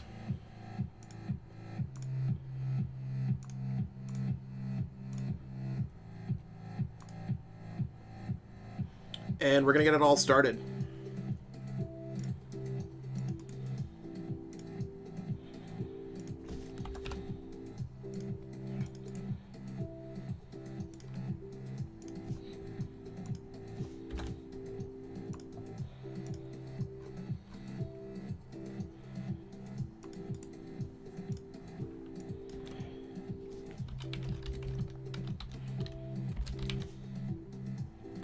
All right, we're just waiting for the match to be going up. It's going to be the E-turn that we just saw beat Bodie Robinson against Shintaro's Ice Rider deck. I'll be right back. I'm just going to run to the restroom, and I'll be right back.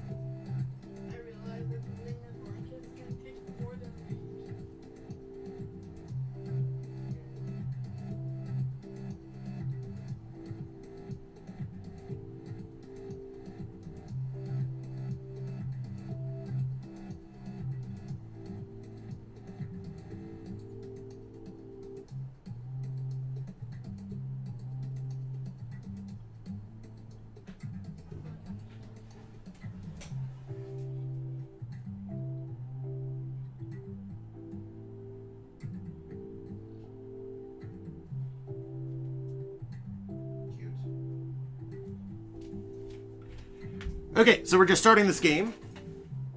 It's not Henry Brand playing this game. It's Sade Wamba. I'm just saying he came second at Worlds to Henry Brand.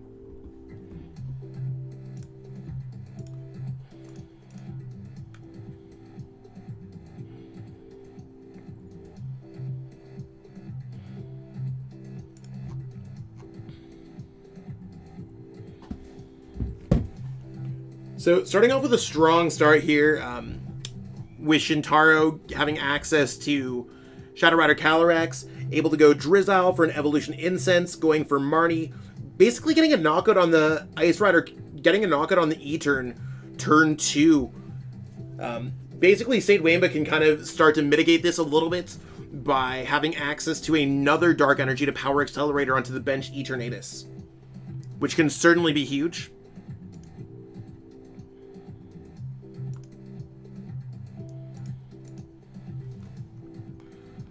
Going to pull up both lists, see exactly what's going on there.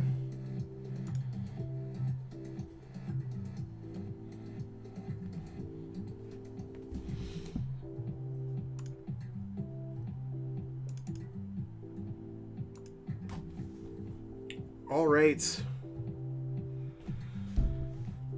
Are we going to see another Dark Energy come down from the Power Accelerator? Oh, there's the boss's orders. But the boss's orders likely isn't going to matter too much. I think it's just going to be an air balloon away from the Sobble into a Drizzile.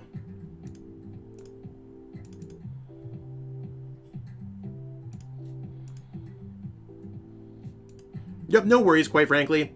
So there's the Dark Energy. Are we going to see this massive play? Oh, the Dark Energy is going to be going on to the Galarian Moltres. All right, let's see what we're going to grab out here. Is it just going to be the Evolution Incense? There's the Evolution Incense.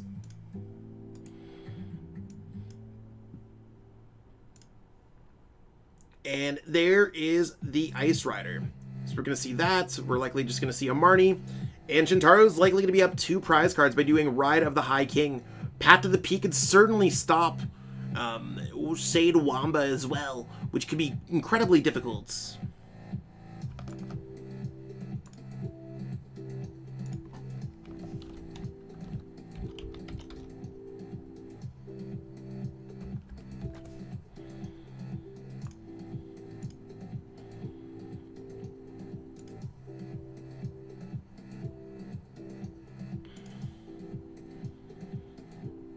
All right, I think it's going to be a Drizzile discarding another Quick Ball, just in case there's access to getting another Drizzile. Now, one thing that I do think is interesting about Shintaro's list is Shintaro plays a very different Ice Rider list. There's a couple Articunos in this deck, which could be great late game. It does have its Blizzard Veil, so as long as this Pokemon's your active Pokemon, whenever your opponent plays a supporter from their hand, prevent all effects of that done to your benched water Pokemon. So that could certainly stop a late game boss's orders. There's 2 copies of Air Balloon, no Scoop Up Nets. There is a Tool Scrapper, less energies in this deck. There is a Wash Water energy. Very interesting tech choices overall.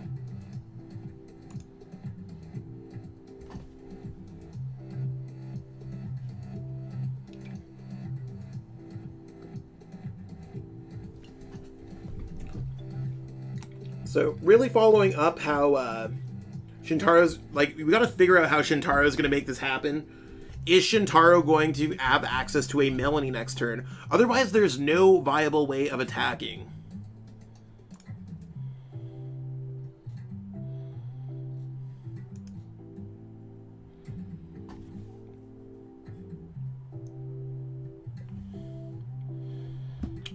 All right, there's a Dark Energy, there's a Research. I mean, not bad cards coming from, say, Wamba's side.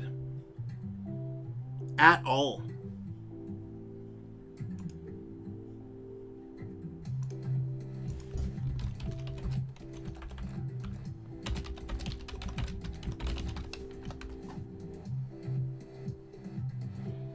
There's the E-turn. Are we going to see a big attack going off on this Ice Rider V? Because right now, Shintaro currently has no way to get around this.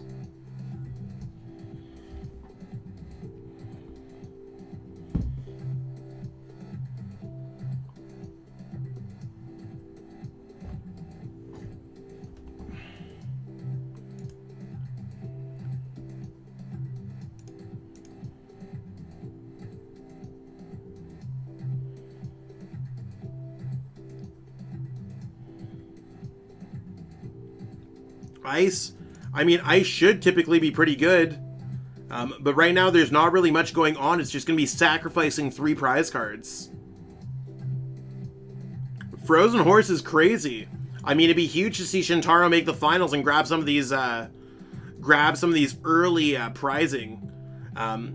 Especially making that good, like, place towards the rankings for the PTCGO zone late night series Chill TCG Invitational. That'd be huge. So we're gonna see Sade Wamba take a huge lead here. 3 prize cards there.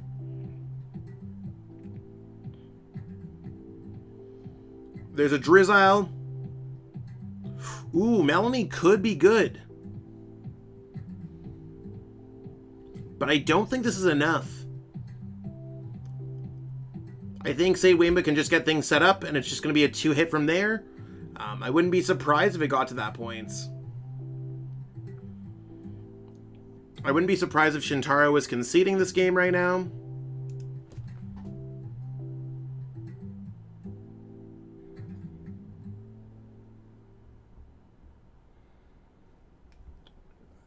Yeah, I think it's just really determining, like, what's going on.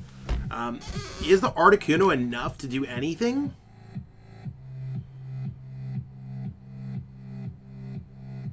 So there's Ride of the High King, 190.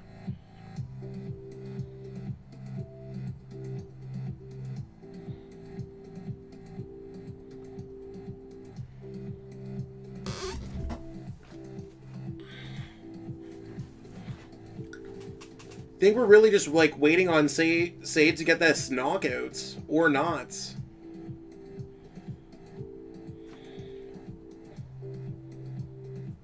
Or not knockout, just getting the attack. I think the attacks is what's going to happen.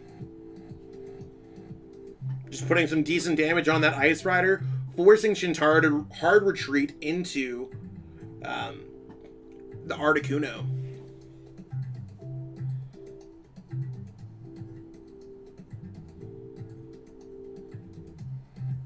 There's a third energy. Are we going to see a retreat?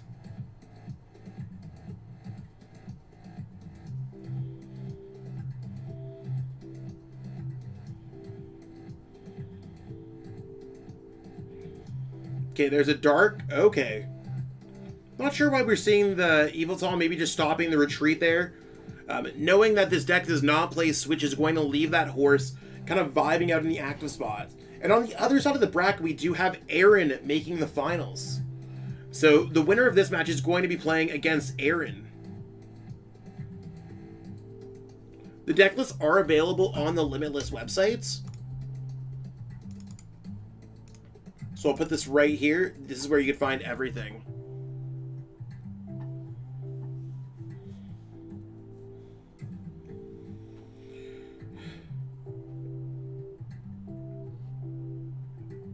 I don't know if anything really matters. It's just going to be a knockout there. And I think we're going to see this horse get knocked out as long as Sade Wamba can get everything out. Just getting enough Pokemon in order to get the knockout.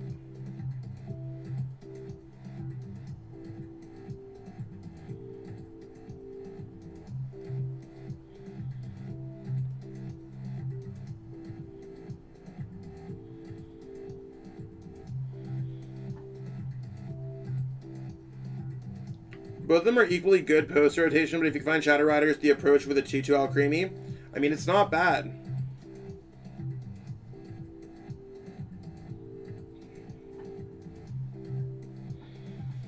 Okay, there's that. Are we going to see a Dark Energy?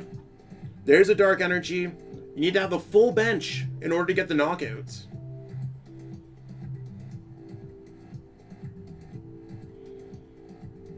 They can't even have it with their hand right now, as far as I'm concerned.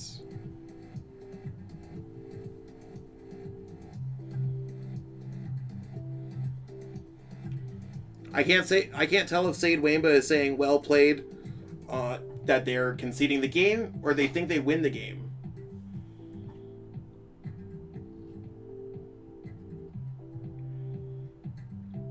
Wow. Wow. So it looks like Shintaro's actually going to take game one. Sade Wamba basically throwing that game by attacking with the Yveltal instead of an E-turn at his VMAX a few turns back. So we've seen a lot of players make some game-altering misplays. It's one of those things where, like, are they misplays? Are they interesting plays? It's crazy. Yeah, lots of Dark-type decks. So we're going to be going into game two here.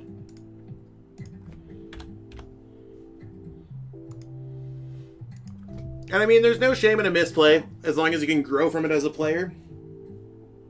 And I mean, for all I know, maybe I'm not the one who's, making those, maybe I'm the one who's not knowing the game properly. I think I know a thing or two about Pokemon. Let me know what you think. Also, huge shout out to the 111 people watching right now. It's absolutely flames. We're like 2 o'clock in the morning, and we're just vibing out playing some Pokemon.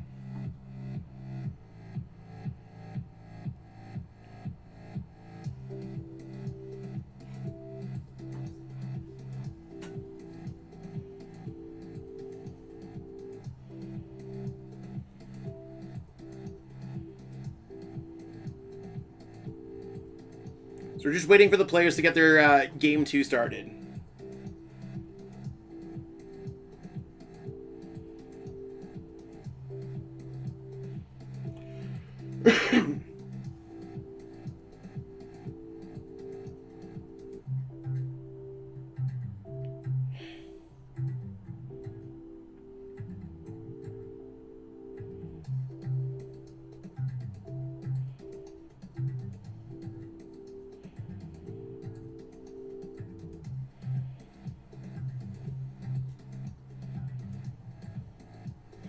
All right, so I'm just going to double check here. So Sade Wamba is going to be going first, allowing Ice Rider to go second. Nothing really crazy going on in Shintaro's hand here, but it could always be a top deck away. Shintaro is getting a top deck there. Not benching anything is totally the correct play here. And the reason why it's the correct play is because Sade Wamba does play Escape Rope, and it can always put something down. I mean, putting down another Sawbill isn't bad, but it is giving Shintaro more options.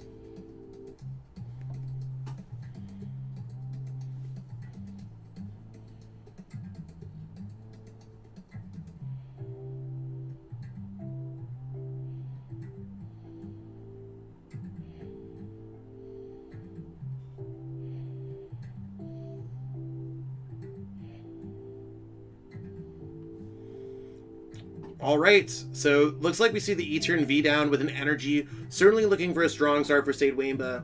The air balloon. The air balloon's going on the E-turn, though. I'm surprised that it's just not held, because it seems like Amarni's not really the typical card to play here.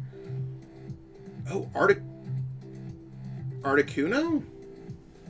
Okay. Yeah, it's one of those things where I'm surprised at the Articuno there and not the Ice Rider V. Maybe it's just to build up more time with the Drizzile, getting out like a Professor's Research. I'm just going to be looking at the list here.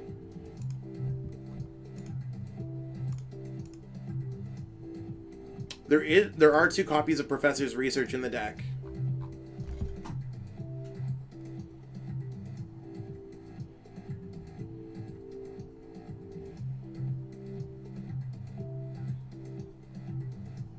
Yo, Will, how am I doing? How am I doing tonight? I'm doing okay. I'm doing awesome. Thank you. I appreciate it. So top decking the Ice Rider there is huge. I think we're probably just going to say Professor's Research, pitching this hand away, and really just trying to build up a board states. Probably putting another Ice Rider V down, attaching an energy to it.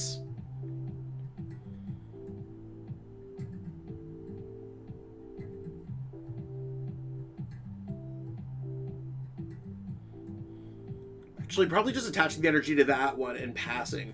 Now, there is only one other air balloon, no scoop of nets to get around it. So it could be quite difficult to see what's going on here. Like, mobility might be an issue here for Shintaro, is what I'm trying to say.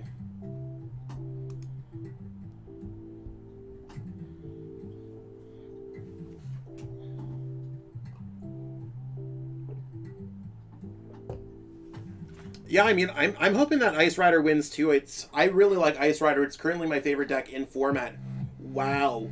Sade Wamba has nothing and is pitching their hand away. I mean, when they're saying they break their heart, like, they're also playing Research at the same time. It can't be all that bad.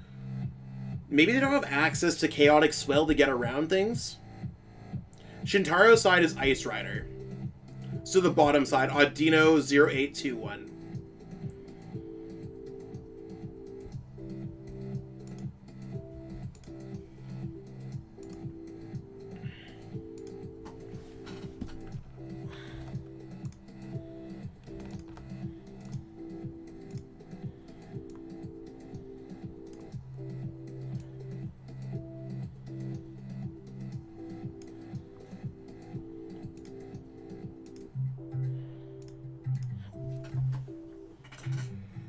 Can you recommend me a deck to make proxies for? I've got the Horses, Rayquaza, and Sylveon. I'm honestly not sure. I think E-Turn's a really good deck. So I think we're just going to see Shintaro get set up here. Seems like the absolute play. Getting that those attacks in before it's going to be huge. I'm biased, but I love Sylveon. I really like the Rapid Strike box feel it gives. Sounds really cool. Something that I haven't experimented too much with. So there's Research. I think Research seems like a fine play here. And it looks like Shintaro is just going to kind of build up their board state, really doing damage with Ride of the High King. I'd say this is really Shintaro's game to lose. I think Shintaro's in a really great spot. If Shintaro puts 2 damage counters on the Eternate as V in the active, that can certainly get knocked out with Ride of the High King. You can also do it the next turn. So having access to double quick shooting throughout the game is going to be awesome. So there's 160 plus 160, 320. But I think Shintaro is going to end up discarding those water energies next turn for a max Lance.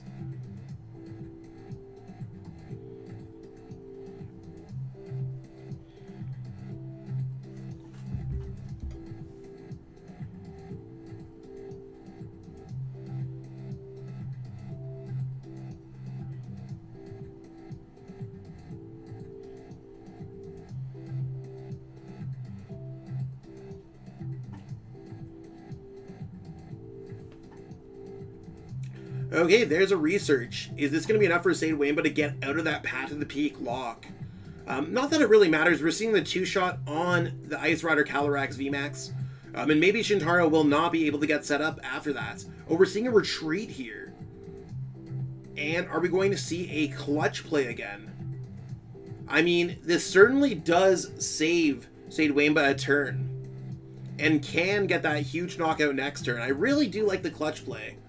We're going to see an Evolution Incense here to grab out an Ice Rider Calyrax VMAX. Or it can also grab out an Inteleon with Shady Dealings to evolve that Drizzile into Shady Dealings. Grabbing 2 cards out, likely another Evolution Incense or a Pokemon Communication. I think Shintaro's really just trying to figure out what they want to be doing. Could knock out that Eternatus as well, grabbing a Boss's Orders.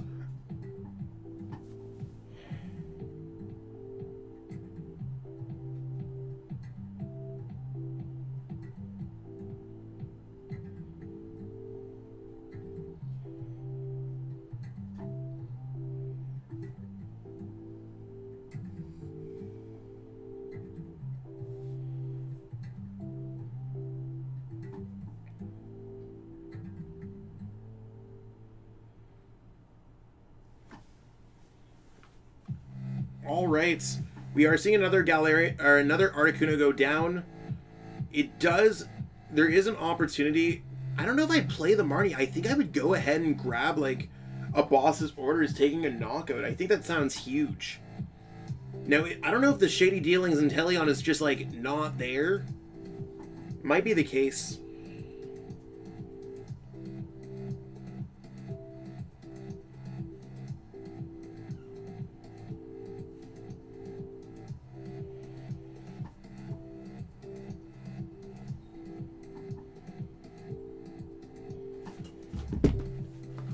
All right, there's the Chaotic Swell. Are we going to see 5 Pokemon hit the floor, get that huge knockout with Dread Ends?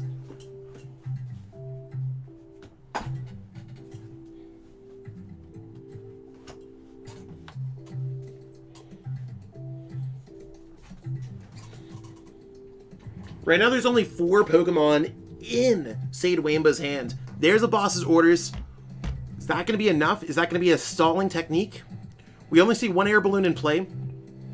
There's a Dark Energy. What's going to happen?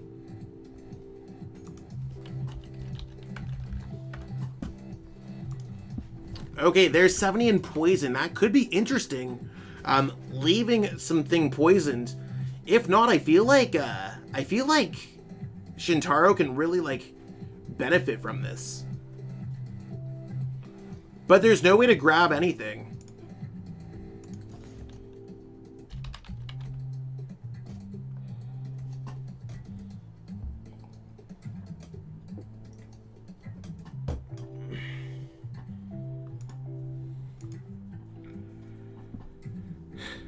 Is it going to be a Marnie play? Is it going to be doing 40 damage with Pierce? Is it a quick shooting play?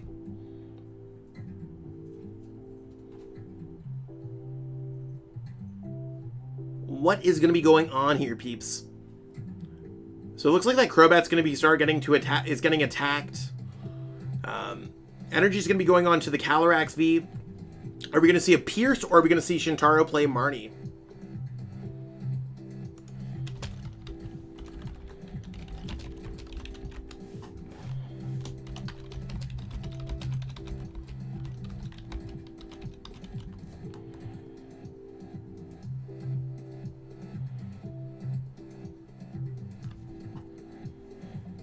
Okay, there's a Quick Ball. Is this going to be for a Crobat to draw some cards with Dark Assets?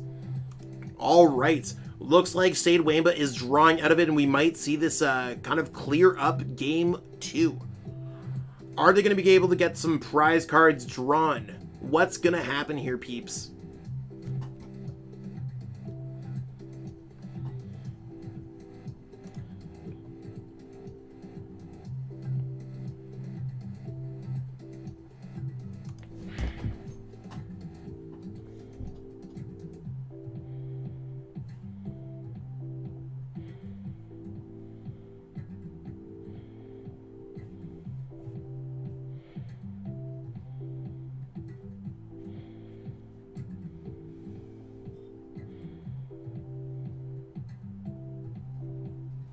Okay, so it's going to be Sade Wamba playing the Marnie before Shintaro. Depending on what Shintaro draws, this might be able to clear the game up a little bit. There's a boss order reset stamp. You never know what can happen with a boss order reset stamp.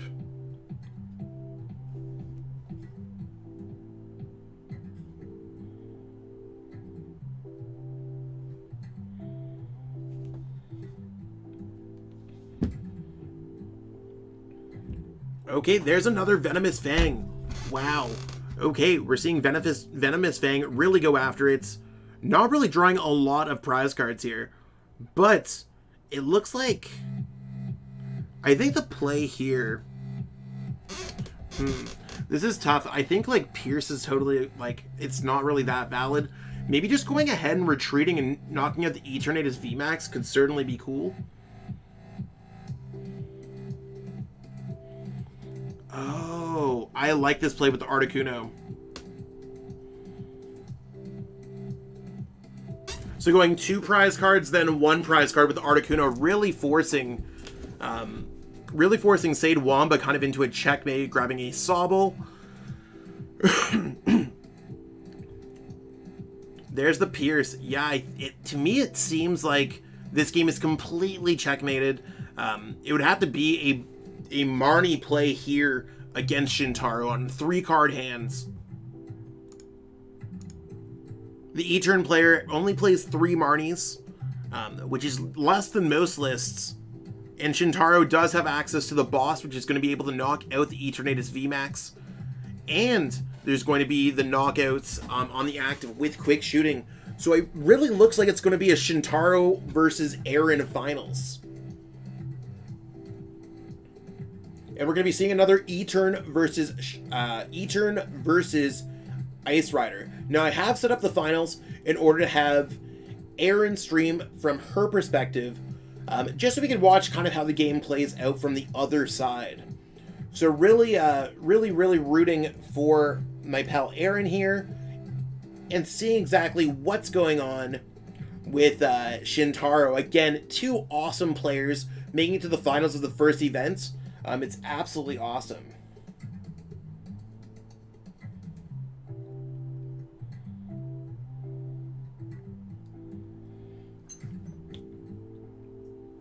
I think Sade oh, there's an escape rope. Escape rope's certainly going to go through some things. Here I think it might be better to just send up the Articuno.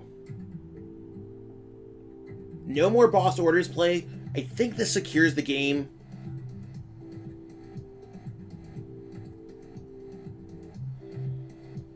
We're going to see exactly what happens here.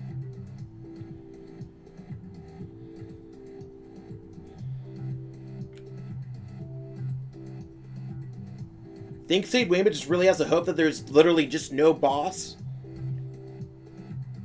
That's basically it. Just hope that there's no boss. No boss, no Inteleon.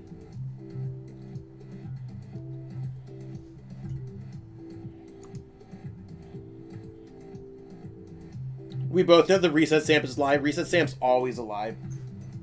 So we're seeing a retreat. I don't think we're going to see too much else out of Sade Wamba. I think we're just going to watch Shintaro take it again with the quick shooting onto the Crobat to draw 2 prize cards. Then boss's orders, bring up that Eternatus VMAX for the OHKO. Well, I guess it's not an OHKO, but it's definitely a KO. It has some damage built on it throughout the game, and it looks like this is going to be it.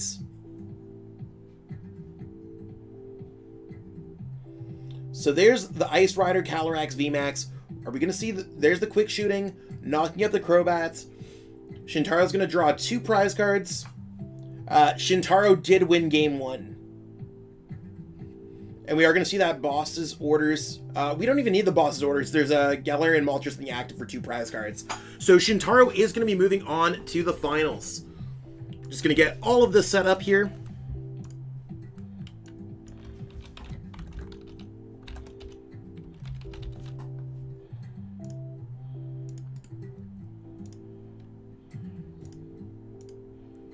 So Shintaro is going to be moving on to the finals.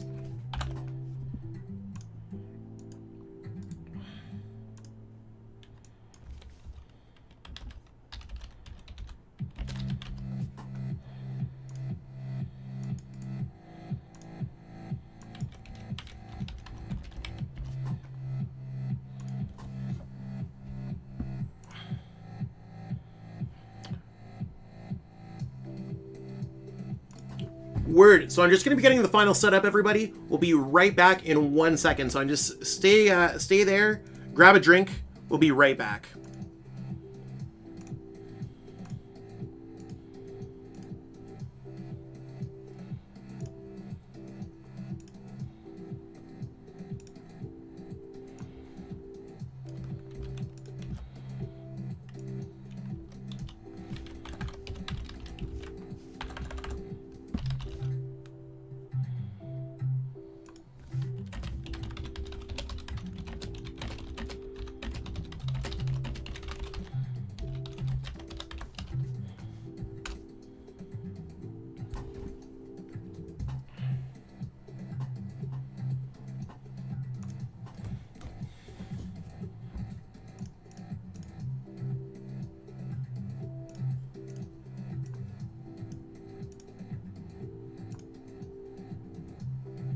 Okay, so I'm just getting the next round started here, peeps.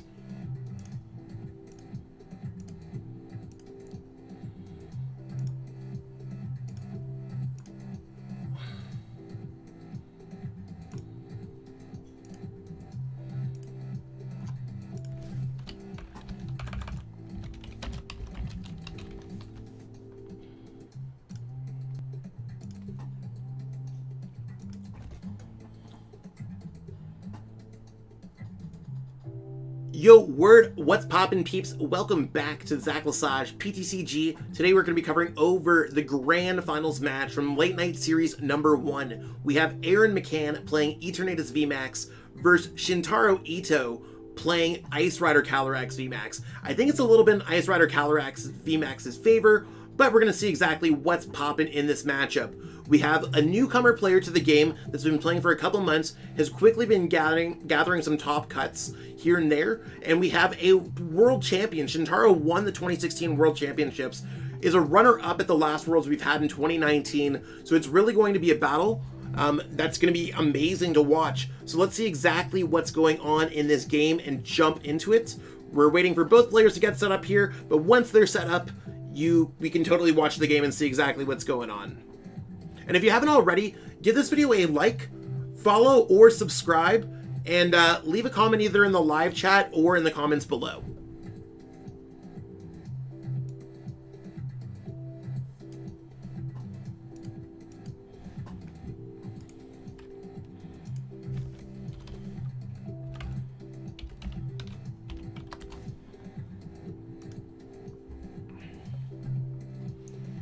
When I say that Ice Rider is favored over Etern, because I feel like it's always losing. I think Ice Rider is definitely favored here. So I'm just going to jump over to the gameplay here. Have this all set up.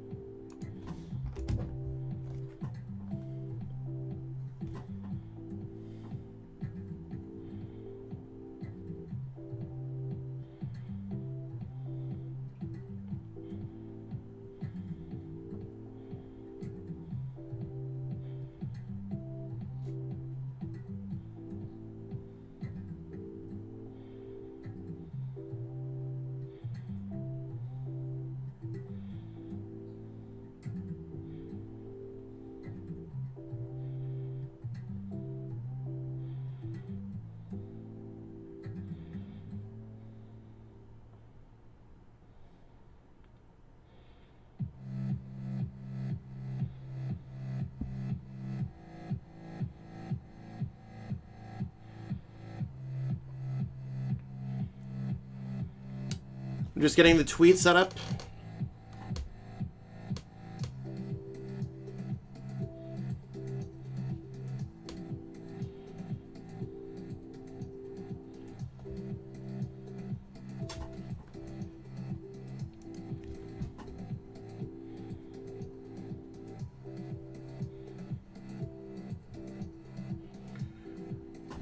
So we have Aaron losing the coin flip against Shintaro.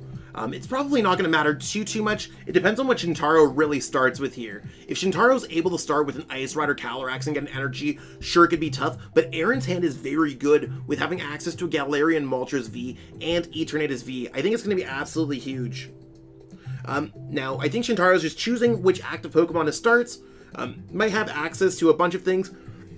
Or we might see access to that Articuno that he's been using throughout the tournaments. What's going to flip over? Boom, Ice Rider Calyrex V. Are we going to find an energy? Now, I personally find whenever I play Ice Rider Calyrex V Max, it's so hard to get that energy in play the first time that you ever get it out. With Shintaro grabbing out a Sobble here with that level ball, being very quick to not search for the prize cards. So maybe they're just really quick. No energies. They probably have a Drizzile in their hands. And if they aren't able to get Melanie, this is really kind of a turn for Aaron to just like jump into the game. If Ice Rider Calyrex gets these slow starts, it could be really tough. Now that Path to the Peak is probably going to be slowing down that Crobat V. There's no Chaotic Spell in Aaron's hand. Now there's 4 Path to the Peak in Shintaro's list, and there are 3 Chaotic Spells in Aaron's list. So it's going to be a close stadium battle overall. Now, really not benching that Crobat, waiting for a supporter top deck, waiting for something, but Aaron did get an energy down, did get an Eternatus V down. I think it's not a bad start, and there's still an opportunity to draw out of it next turn.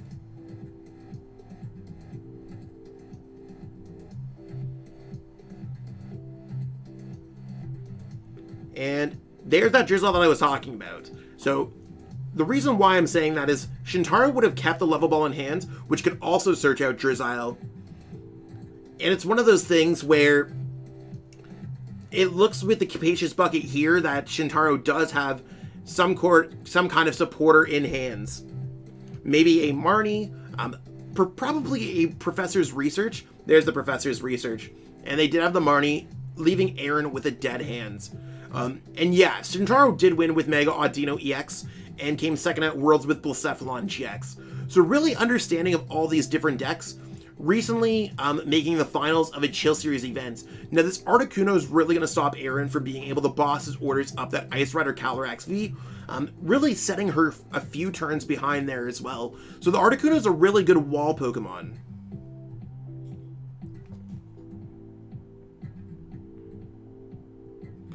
There's another Shady Dealings, getting those all set up.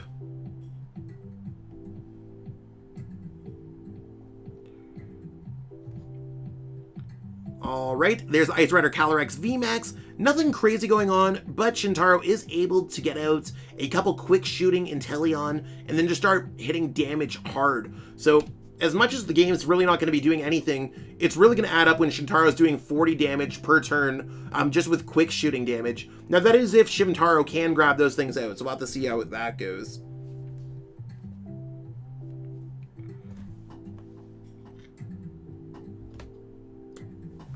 Okay. There's a quick shooting number 1. We're probably going to quick ball away a water energy. Okay. Just grabbing out another Ice Rider Calyrex V. Probably having access to another supporter card. There's another research. So a clean 7 cards there. Is Shintaro going to find the other quick shooting Inteleon? There's quick shooting number 1. What are we going to see here? Are we going to see another quick shooting? There's a Pokemon Communication. Very well could be. Could grab Drizzile. Could grab a lot of things.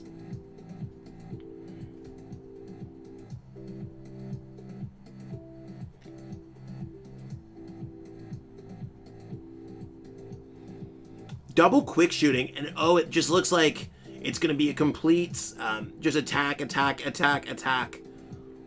So with Aaron grabbing nothing, it looks like it's just going to be another pass from Aaron. So really, Path to the Peak quick shooting is such a viable strategy, really just slowing everything down that she could do. Those Crobats sitting pretty in the hands, unfortunately not being able to be used because of Path to the Peak. But that's really why Ice Rider Calyrex is such a good card. So even if this does happen to go in Shintaro's game, it is best out of 2 out of 3, so we are going to see it go on to a game 2.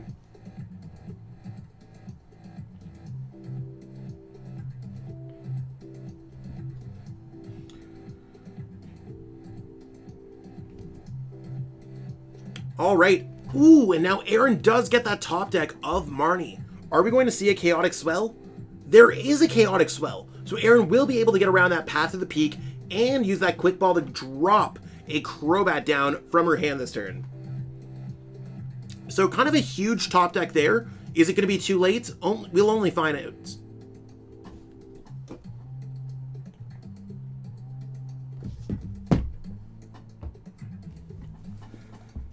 So I think Quick Ball...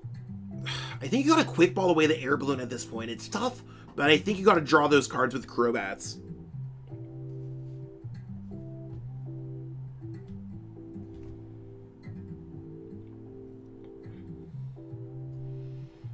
Okay, there's that huge Crobats. And there's a Weavile down. So Erin can now have some mobility over her energies. It doesn't really matter when it comes down to this. I'd probably bench the other E-turn V down, maybe. It doesn't really necessarily matter. It's still going to be a 2 shots.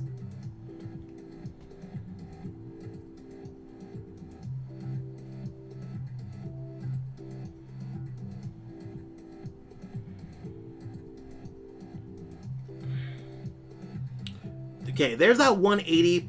And I think it's really going to come down to how does Shintaro take care of this E-turn? 60 plus 250 is 310. I think Shintaro's going to just go double quick shooting and isolate that Eternatus VMAX. Getting the knockout out of nowhere, dropping a Path to the Peak. It's just going to bounce back because of Chaotic Swell's after effect. But now next turn, there's still the opportunity to play a Path to the Peak. So really, Shintaro's forward thinking about this game and really putting it into a tough position for Erin. And that's really what this deck has to do, just keep on applying pressure. So there's that Eternatus VMAX gone. Shintaro's drawing those prize cards. And with one prize card left, it's really cutting it close on how Erin's able to win this game. It's 6 against 1. Will Erin be able to make this comeback? Drawing some cards with Crobat first is not a bad strategy. Although we are going to have to pitch this hand with Research.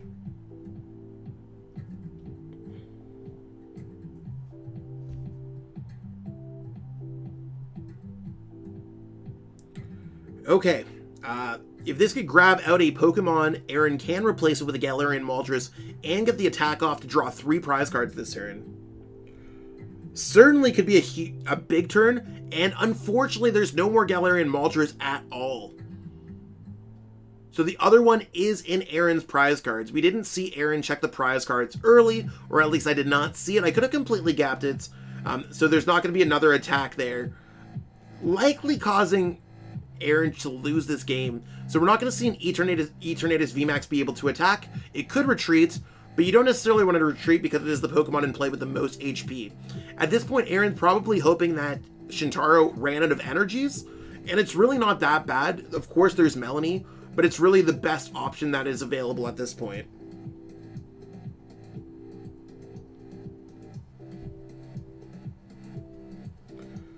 I don't know if it's worthwhile to retreat. I think you just got to keep it up active. It has the most HP. And it looks like Erin says that she'll go first and is conceding this game. So we're going to be jumping into game 2.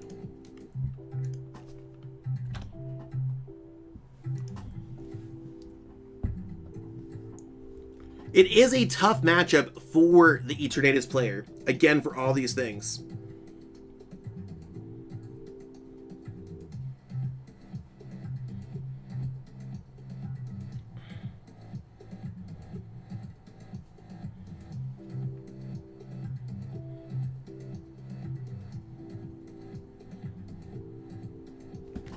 All right, so Erin is going to be going first.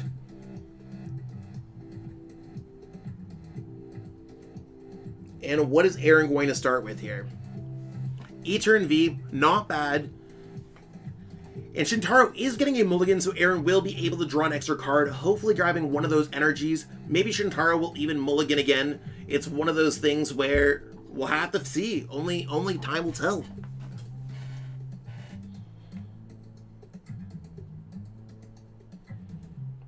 Sobble, not bad.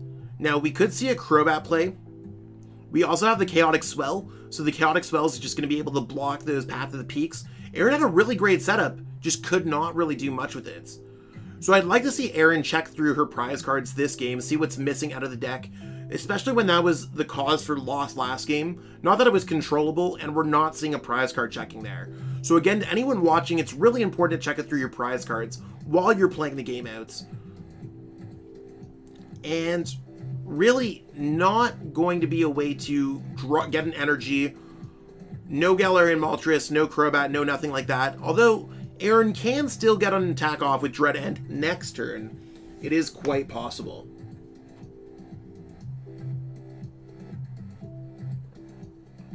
So there's Ice Rider V, and I like the Sobble keep calling play that is going to get a few things out. Now, it depends on how Aaron's able to get set up after this.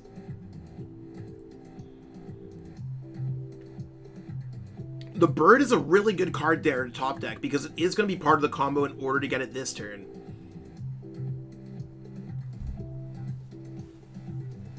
Yeah, I think it's definitely Bird, definitely going down with Research, trying to get off the entire combo this turn.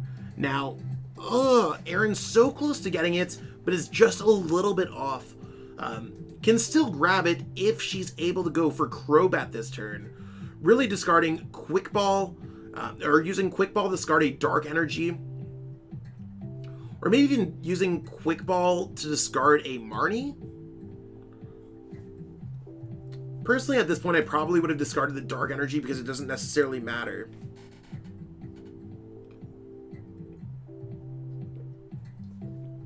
I think that seems fine.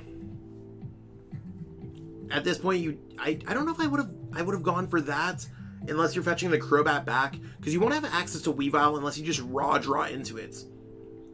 So I mean, Aaron drawing 5 cards could still get it, but we'll need to get a Dark Energy, a way to discard it, so a Quick Ball, and a Weavile. So 3 out of 5 cards need to be perfect. And we are not seeing those 3 out of 5 cards, so we're not getting the attack off. Now, it wouldn't have been possible because Aaron didn't grab a Dark Energy in the first place off those top cards, totally missing that energy. But she could still get set up here and just build up her board with more Pokemon. For all we know, Shintaro has nothing in his hand right now. We have no proof of anything, no supporter really being played.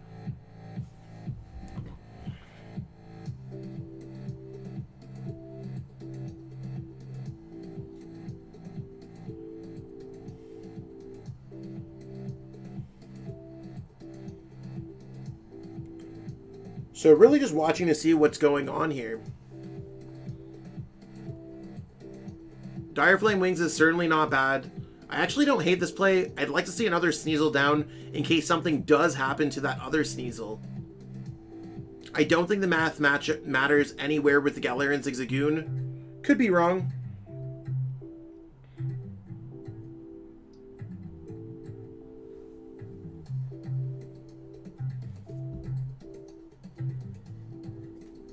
Let's see what Shintaro is playing around with here.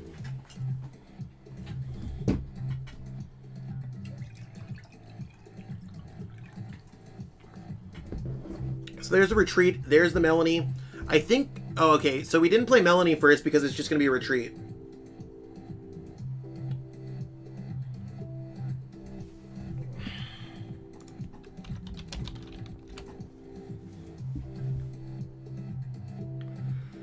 Okay, there's Drizzile, and everything's going to start forming here. So this is going to be a knockout with Ride to the High King.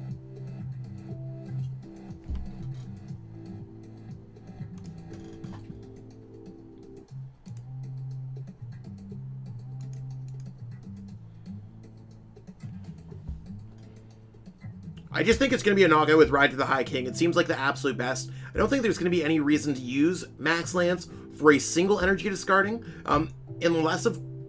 Oh. Why is Shintaro sad? PTCGO with all the emotes is always so weird.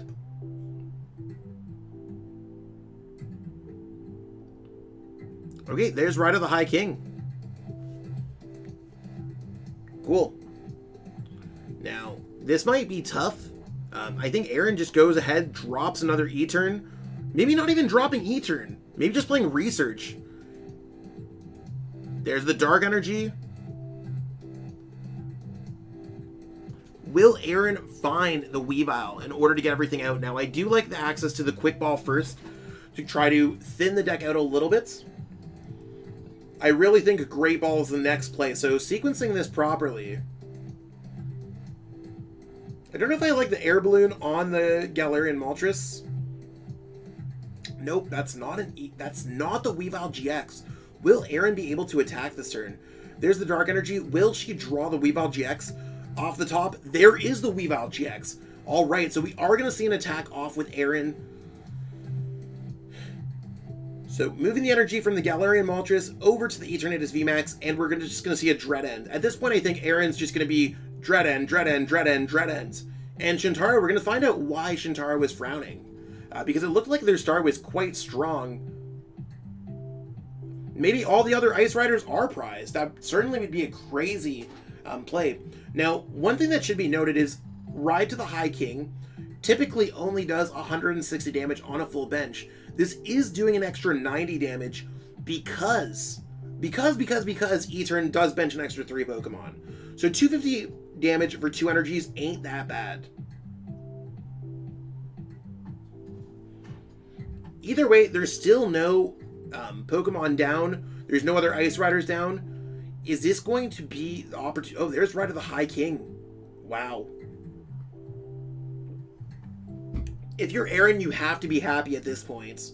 There's no other Ice Rider V down. Sure that Articuno is going to get the knockout on the Eternatus VMAX. But as long as you set up your other Eternatus VMAX, you might be okay for a couple turns. At this point, it seems pretty self-explanatory. Dread End again.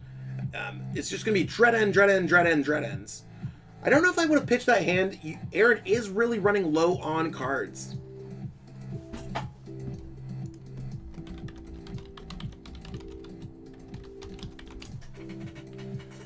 So, I think we're still just going to see Dread End. Just Dread End, Dread End, Dread End, Dread Ends. Don't think there's a point of retreating. There could be, actually. It does prevent a knockout, and maybe Shintaro has nothing available in his hands. Actually, you wonder what? I probably do like the retreat here a little bit more. Retreat, then Dread Ends. Maybe retreat and attack with Galarian Moltres. Oh, going attack with... We're going to just go attack with the Yveltal. That's not bad. So, yep, this is a best of 3. And it's one of those things where Shintaro's up game 1. Aaron really got locked from Path to the Peak early on. And we're seeing exactly what's going on. There's the knockouts. And Aaron's going to be drawing 3 prize cards. So cutting it really small with the amount of cards left in deck. How's Shintaro going to finish this off? Shintaro might be able to bench lock Aaron out of this game. Well, actually not, because there's Weavile GX and there's Dire Flame Wings. There's a Level Ball. There's a Drizzile. Is there another Ice Rider V in Shintaro's deck?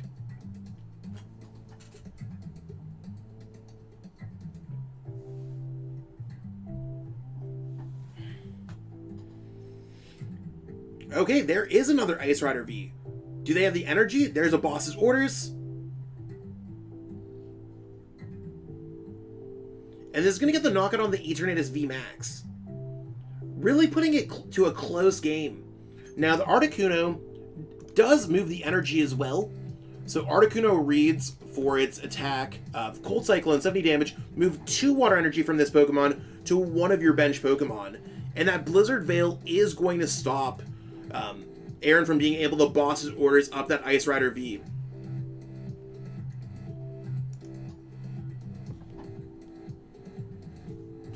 So there's an energy. I think at this point, I would I don't know if it's worthwhile to attack with Yveltal. It's not bad to attack with the Eternatus VMAX. 250 plus 20 is 270 plus 40. I think you got to attack with Eternatus VMAX, and I think at this point Aaron's just gonna Marnie, see the rest of the cards in her deck, see what's going on for the rest of the game. Now there are 2 boss orders there that could win the game, depending on how things go. But I'd say it looks like it's one of those things where it's probably in Shintaro's favor. And the reason why I'm saying that is because Aaron is going to be drawing 1 prize card here, not 2 prize cards. So really, Shintaro with the Articuno is forcing his opponents into just drawing the wrong prize cards. And Aaron can't sit around here and mess around with attacks like Clutch, because that's really just going to cost her the game. Now, a boss's orders with an Ice Rider Calyrex VMAX does steal the game, or a Boss's Orders with a single water energy will win the game for Shintaro. Are we going to see the game end here? Looks like this might be the combo, grabbing an Inteleon with Shady Dealings. Oh, that is not an Inteleon with Shady Dealings. There's the Drizzile. Are we going to see the Boss's Orders to knock out one of Aaron's 2 prize card Pokemon? There's the Boss's Orders. That's what we got going on here, peeps. This is the end of the tournament. We're going to have Shintaro as our first Late Night Series champion, but great job to Aaron McCann, absolutely crushing out this event. You hate to see Aaron's one of my great friends, my head Discord moderator, literally helps me out grow my channel, but it is one of those things where it happens, and second place is really not that bad. We're going to jump over to our face cam really quick. And give me 2 seconds. We're just going to wrap up the stream.